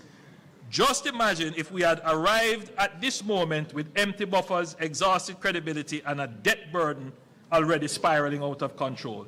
We would have had nothing left to give, no capacity to lend $150 million US to the JPS, no space to provide $10 billion in grants through the ROOFs program, no credibility to mobilize US $6.7 billion from our development partners. The light would still be off, there would be no water, and Jamaica would be at the mercy of circumstances rather than in control of them. Madam Speaker, the public sector wage bill now poses a fiscal risk. Over the past 3 fiscal years, this government has undertaken a comprehensive restructuring of public sector wages and salaries. This reform was necessary and long overdue. Over the preceding decade, a gap between public and private sector compensation had grown to a point where the public service was struggling to attract and retain the talent needed to serve our citizens effectively. The restructuring was designed not only to reduce the gap, but to simplify the pay system and bring greater transparency to how public servants are compensated. The results have been significant. The vast majority of workers have received meaningful increases in their take-home pay. However, we must be clear about what this has meant for our public finances. As a result, of the compensation reform, the wage bill has risen by approximately 3.7 percentage points of GDP, and now stands at around 13.8% of GDP in 2025-2026, coming from our target previously of 9%. Prior to this reform, public sector wages accounted for 36 cents of every dollar of tax revenue collected. Today, that figure stands at 49 cents. That is a profound shift in the structure of public expenditure, and it demands that we must be careful in how we press for further increases. Madam Speaker, this present juncture in our history requires a different approach to wage negotiations. The government, through consistent inflation targeting, has ensured price stability in the market. Inflation can no longer be the sole driving force for wage demands. Further increases must now be linked to productivity and GDP growth. Increases that are disconnected from productivity gains and GDP growth will not result in higher standard of living and higher wages. They will result in inflation, which erodes the very purchasing power those increases were meant to protect. I recognize that this represents a profound and maybe even controversial paradigm shift. If we are to preserve the macroeconomic stability that we have worked so hard collectively to build, and having demonstrated as a government that labor will get its fair share as conditions allows, unions and the government must work together in reaching reasonable settlements. Madam Speaker, macroeconomic stability has anchored us through every storm, and the government will keep Jamaica firmly anchored. Madam Speaker, the other critical enabling factor is managing crime and violence. The number of murders recorded in Jamaica declined from 1,147 in 2024 to 673 in 2025, a 43% reduction in a single year. The first time in 31 years that Jamaica's murder toll has fallen below 700.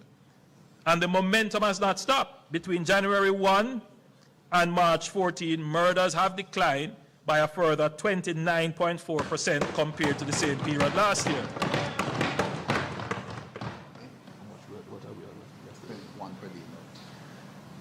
So we are about what, 20? 22. We are 22 as of yesterday? Today. As of today. So we are 19 days, 22 murders. 1.1. So we are not doing too badly. Too bad, we'll go below 500. We will make it. We will make it below 500.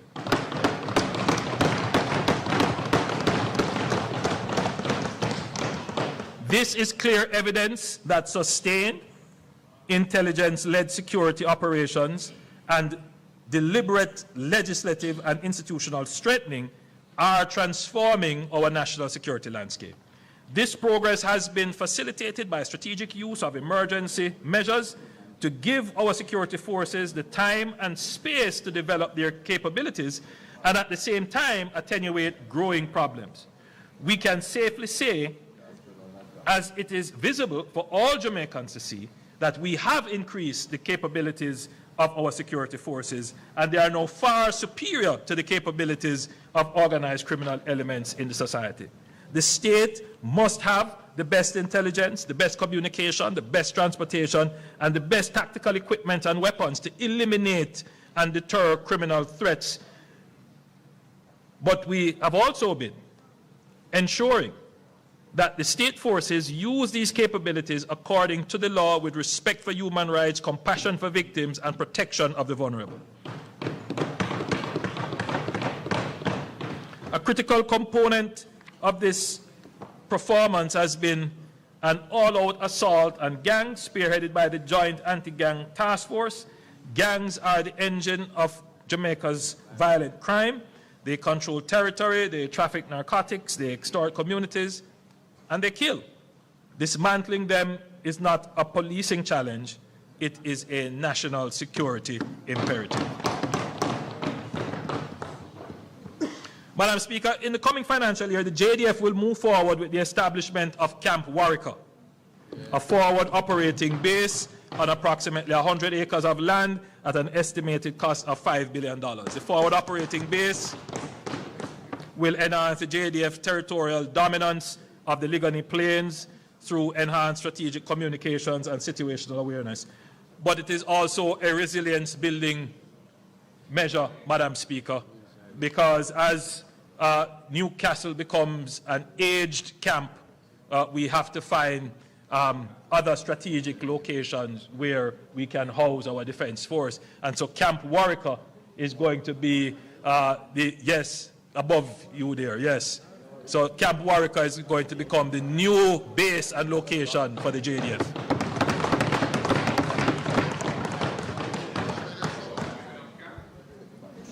Over time.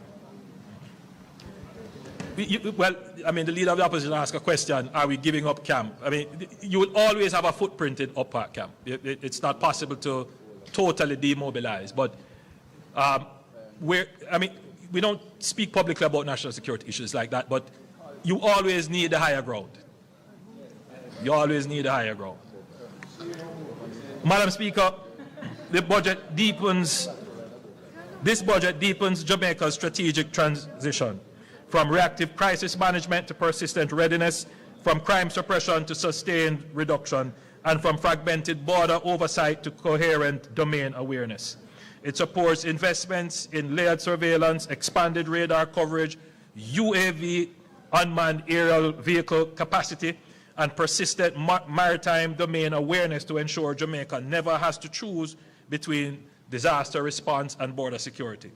Madam Speaker, gang-driven violence is only one dimension of the challenge. There is also the social violence that pervades daily life, domestic violence, child abuse, violence in schools and institutions.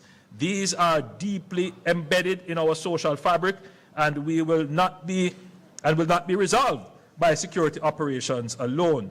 It is precisely this broader understanding that led this government to rename the Ministry of National Security as the Ministry of National Security and Peace, a deliberate signal that our mandate extends beyond crime suppression to active, sustained cultivation of peace in communities. Madam Speaker, the leader of the opposition in his presentation pointed to the moral, the breakdown of the moral fiber of the society. This is something I have also spoken to on numerous occasions. It is something that the government must address, civil society must address. It is becoming a real threat to our civilization. The level of incivility, crassness, bad behavior, dysregulation, it is troubling. And it is not just a social issue, it is an economic issue. Because, you know, if you have behavioral problems in schools, you will have behavioral problems in the workplace. And therefore, Madam Speaker, it is a problem that must be addressed. And so at some point, myself and the leader of the opposition will sit down to see how best there can be a joint approach to treating with this problem.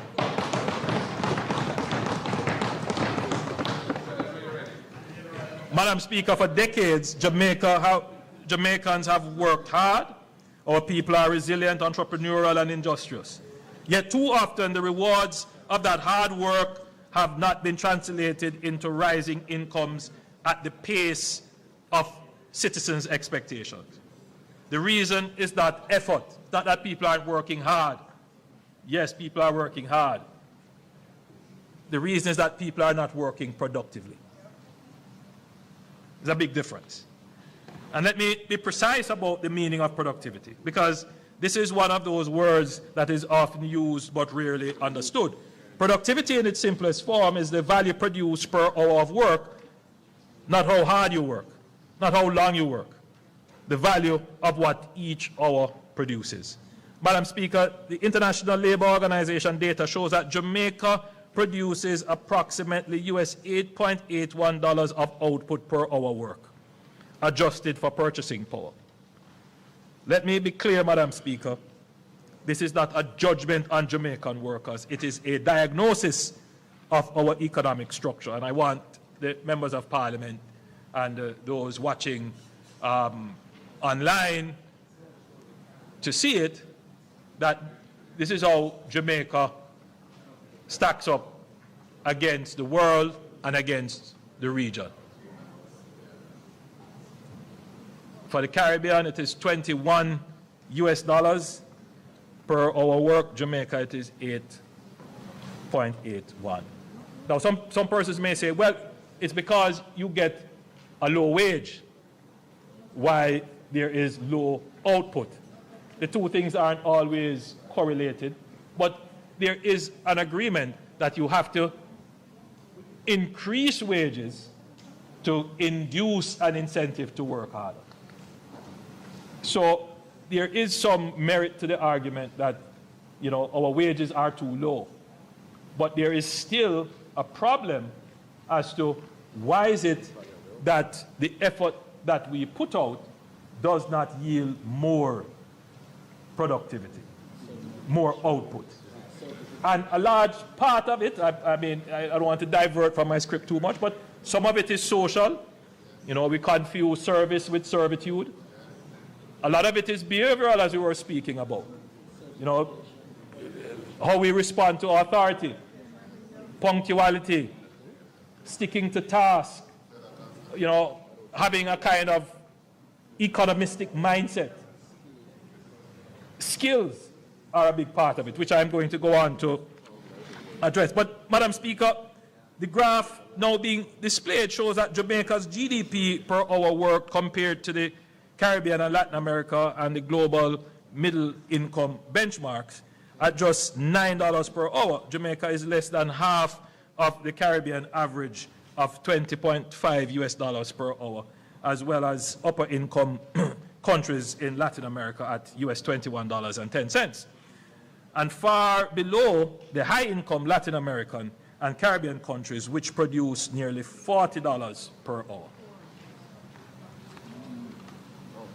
And if you look at our labor productivity across selected Caribbean countries, you will see that, again, Jamaica is amongst the lowest. But I want you to pay attention to Panama and the Dominican Republic, because those are the countries that, and Trinidad and Tobago, that you would consider our peer groups that we would have to compete against. And that essentially tells you what our problem is. When we look at the graph now being displayed, which compares Jamaica with our Caribbean and regional peers, the picture becomes even clearer. Countries like Barbados, St. Lucia, Suriname, and the Dominican Republic cluster at between $22 to $26 per hour. Trinidad and Tobago exceeds that at $31 per hour. The Bahamas reaches $35 per hour, and Panama is at $43 per hour. Jamaica is at $8.81 per hour, sits near the bottom of the regional distribution, just above Haiti. We must address the problem of productivity. Madam Speaker, the government is developing a policy position on how to improve our low level of productivity, and I will come to this House at a later date to present this in detail. The issues of productivity is not just a matter of wages and remuneration, but also a matter of culture and socialization. Madam Speaker, every ambition and every goal in my presentation today, every road we build, every industry we grow, every technology we deploy will ultimately be delivered by people. I have said it many times and I say it again with the same conviction. Jamaica's greatest asset is our people, not our location, not our resources, not our brand, as powerful as it is. Our investment in people is central to our economic strategy. Madam Speaker, if we are serious about competing in a tech-driven, AI-enabled global economy, we cannot educate our children for a world that no longer exists. We must build the institutions that prepare them for the world of today and, more importantly, to compete globally in the world of tomorrow. I'm proud to announce that we will break ground this year on 2 of the 6 STEM schools that I had announced previously. The first will be established at Bernard Lodge in St. Catherine and the second at Minard in St. Anne. Simultaneously, NARA will be building the other 4 STEM institutions that will take students from early childhood straight through to secondary education, immersing them in STEM from the earliest years right through to the door of our tertiary institution. These schools will bring an entirely new approach to the education system, exposing students to science, technology, engineering, arts, and mathematics in ways that build the creativity, innovation, and problem-solving skills that the economy of the future demands. Madam Speaker, my administration is a listening one, and we consulted our university students, leading to develop a work experience program that works for them. Starting in the upcoming financial year, the Hart NST Trust will introduce a pilot of the Tertiary Learning, Earning, and Prosper LEAP program to widen pathways from tertiary education to employment by providing paid on-the-job experience. Students of accredited tertiary institutions as participants of the Tertiary Leap program will be able to engage in meaningful work in the public sector and participating private companies. As they work, they will receive a competitive part-time compensation package. LEAP is an opportunity for students to continue learning while Hart places them in employment of their choice so they can assimilate into the workplace, earning an income and garnering valuable experience. I must recognize the President of the University of the West Indies Guild of Students, Mr. Rashawn Winter,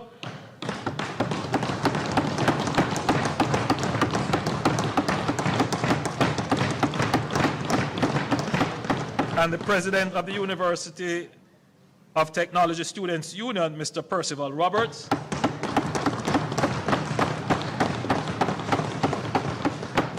and their teams for serving as the brains of this initiative. This is how my administration makes policy. We first listen to those who serve, then we act collaboratively. I thank these student leaders for putting pen to paper, bringing their ideas forward, leading every step of the way, and working with us to develop the program. Madam Speaker, the National Reconstruction Program under NARA will require thousands of skilled tradespeople, carpenters, electricians, plumbers, masons, roofers, and the capacity to train them at scale and at speed. Madam Speaker, the Hart Trust NSTA will train construction-related tradespersons who can assist in the Building and Resilience Initiative, as well as propelling the expansion of various sectors. Madam Speaker, we are launching a contractor incubator program, placing selected graduates from Hart and UTech on a guided development pathway with access to technical assistance, advanced training, and concessional financing through the Development Bank of Jamaica to purchase equipment and scale their operations. The intent is to have Jamaicans gain experience on high-value public infrastructure projects and transition faster into sustainable employment and enterprise. Madam Speaker, I like this project because essentially what it is saying, it is an incubator for a new generation of contractors. Contractors are critical to the utilization of the capital budget. Madam Speaker, I was proud to bring the Hart Trust NSTA closer to Prime Minister Siaga's vision when we eliminated tuition fees up to level 4. Since then, hearts' doors have been open to more than 500,000 young and not so young men and women island-wide. Our mission to expand access to opportunity through skills training is not yet complete. I shall now complete that mission. In the coming financial year, tuitions for all hard NSTA trust programs up to level 5, note that this is a bachelor's degree, will be abolished for Jamaicans in the most challenging circumstances.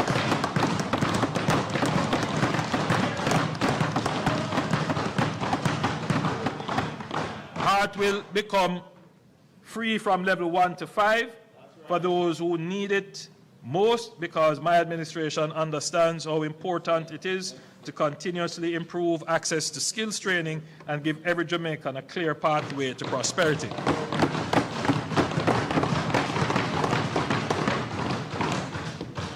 Madam Speaker, the most powerful classroom is the workplace, and the most effective instructor is experience. The apprenticeship model, learning by doing, earning while training, developing under the guidance of industry professionals, is one of the most proven pathways to skill development. Last year, I announced the CARE program, where each member of parliament could nominate young men and women who were not engaged in work, the proverbial youth on the corner. Through CARE, this administration provided training pathways while providing stipend and transportation support. Madam Speaker, a CARE graduate from the Gregory Park area is here with us today.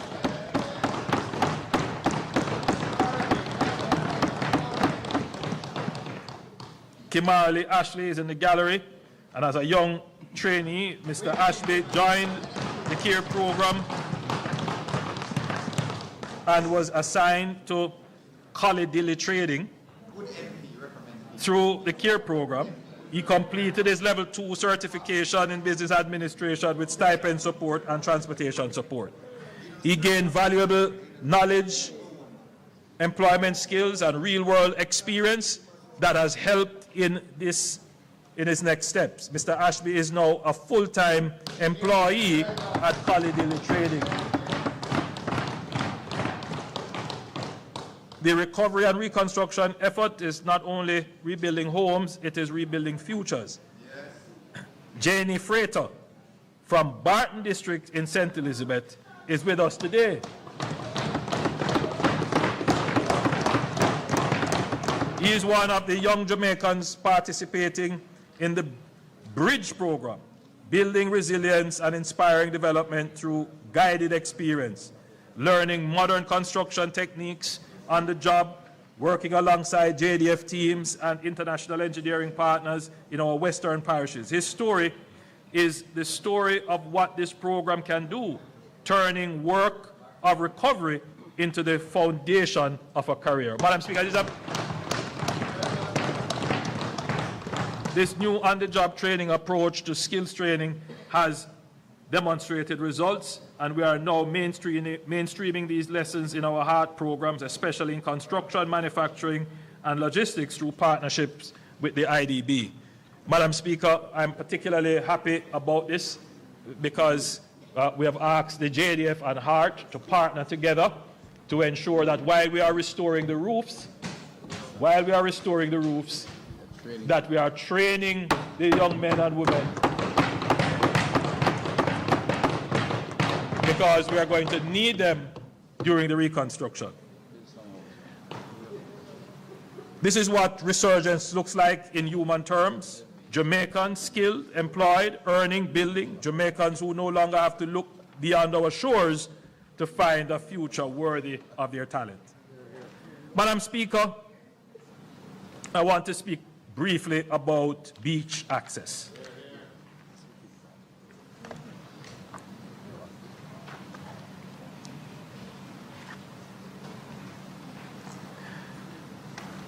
A planning issue which has been contentious for several decades is beach access.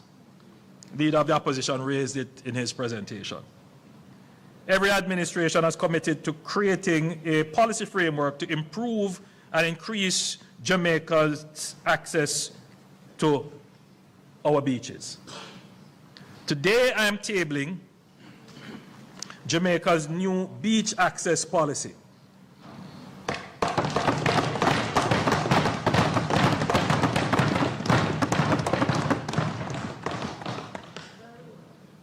The Beach Control Act of 1956 and its amendments in 1973 did not adequately address beach access issues and will have to be replaced, and the new policy is the first step in that direction. The policy focuses on developing a modern, inclusive definition of a beach and definition of the foreshore, backshore, and water shelf, outlining how the government will improve access, outlining the required legislative amendments, and outlining changes to the consideration for new development approval. Madam Speaker, another element of the policy is developing a framework around investments in man-made or constructed beaches. At the time of the 1956 Act, man-made beaches were not contemplated. It was, I mean, obviously man-made beaches have been around a long time, but it was contemplated as an endeavor in Jamaica. I think now we have to integrate that into a new framework of managing our beaches.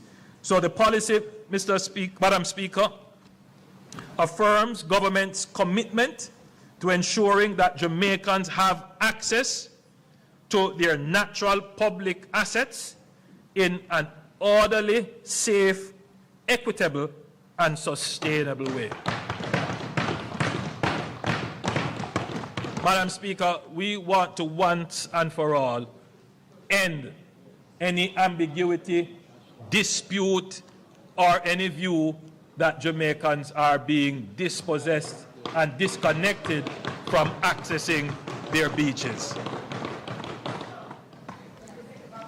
Madam Speaker, last year, we signaled our intention to continue the journey from a minimum wage to a livable wage. And we indicated that the next step would be to increase the minimum wage to $18,500. However, in the aftermath of Hurricane Melissa, many of our businesses are rebuilding, many households are still recovering, and the economy is now navigating yet again another external shock in terms of energy prices and shipping costs. In this context, the government believes it is important to strike the right balance by continuing to improve earnings of workers while recognizing the realities employers face. We therefore propose a measured increase in the minimum wage from $16,000 to $17,000 effective July 1, 2026. This does not represent a departure from our long-term policy objective. The government remains committed to transition from a minimum wage to a livable wage, and as economic conditions stabilize, we will continue the phased increase necessary to realize that vision of the Jamaican worker. So, Madam Speaker, July 1, 2026, the minimum wage will move from $16,000 to $17,000. We continue to make the investment in lifting wage levels because ultimately we are going to have to address the productivity issue. Madam Speaker, we are not a nation that has had it easy. We are a people forged in the fire of history, shaped by struggle and suffering. We know in our bones, in our blood, in the memory carried across generations, what it is to be tested. Slavery could not break us. Colonialism could not diminish us. Poverty could not extinguish us. Debt could not define us. COVID could not stop us. Hurricane Gilbert could not silence us. And Hurricane Melissa, the most powerful storm this earth is capable of producing, could not and did not defeat us. Beyond any doubt, we have proven resilience as a nation. But resilience, Madam Speaker, is not our destination. Our test now is the harder one, the test of whether we have the vision to see in the rubble of what was the foundation of what can be. The test of whether we are bold enough, disciplined enough, and united enough to take everything we have endured and turn it into everything we deserve. To not merely survive, but to soar, to thrive, to move deliberately, decisively, and together from resilience to resurgence. Madam Speaker, I believe we are equal to that task. I know that we are equal to that test. I believe it because from the farmer I met in Westmoreland, standing in a field, stripped bare by Melissa, he is already talking about how he is going to prepare for his next harvest. I believe it because of the mother who cleared rubble with her hands so that her children would have somewhere to sleep, not waiting to be rescued, not surrendering to despair, simply doing what Jamaican mothers have done across every generation of our history. I believe it because the young entrepreneur who lost everything, but who is ready to start again. These are not exceptional Jamaicans, they are the typical Jamaicans. And that is the most powerful thing I can say about this country. Jamaica's greatness has never been in our size or our resources. It has always been in our people. The fastest humans on earth are ours. The most recognized music in the world is ours. The most resilient spirit in the world is ours. Madam Speaker, history will record that Melissa was the strongest storm to ever strike the island, but history will also record something else, that the Jamaican people, that the people of Jamaica were stronger than the storm of Melissa. We have proven that we can withstand. Now it is time to show the world that we can build. A Jamaica where every Jamaican in every parish, in every town, in every community on this beloved island can look at their country and say with pride and with certainty, this place was built for me and by me. And I was built for this place.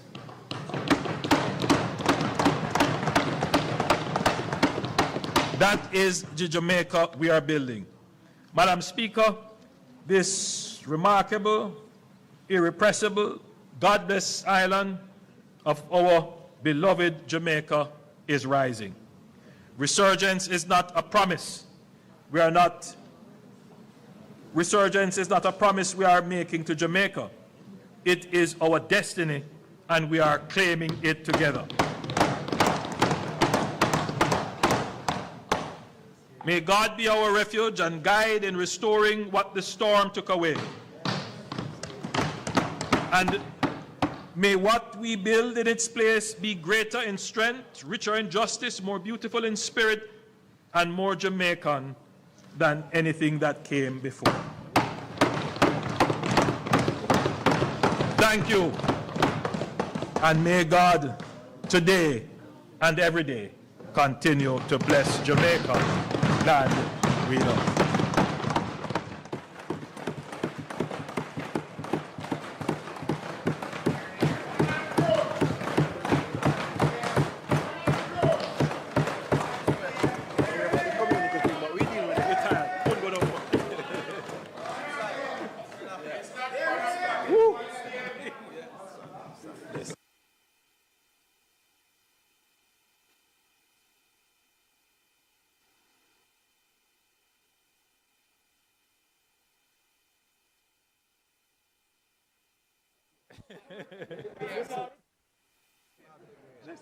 Hold on.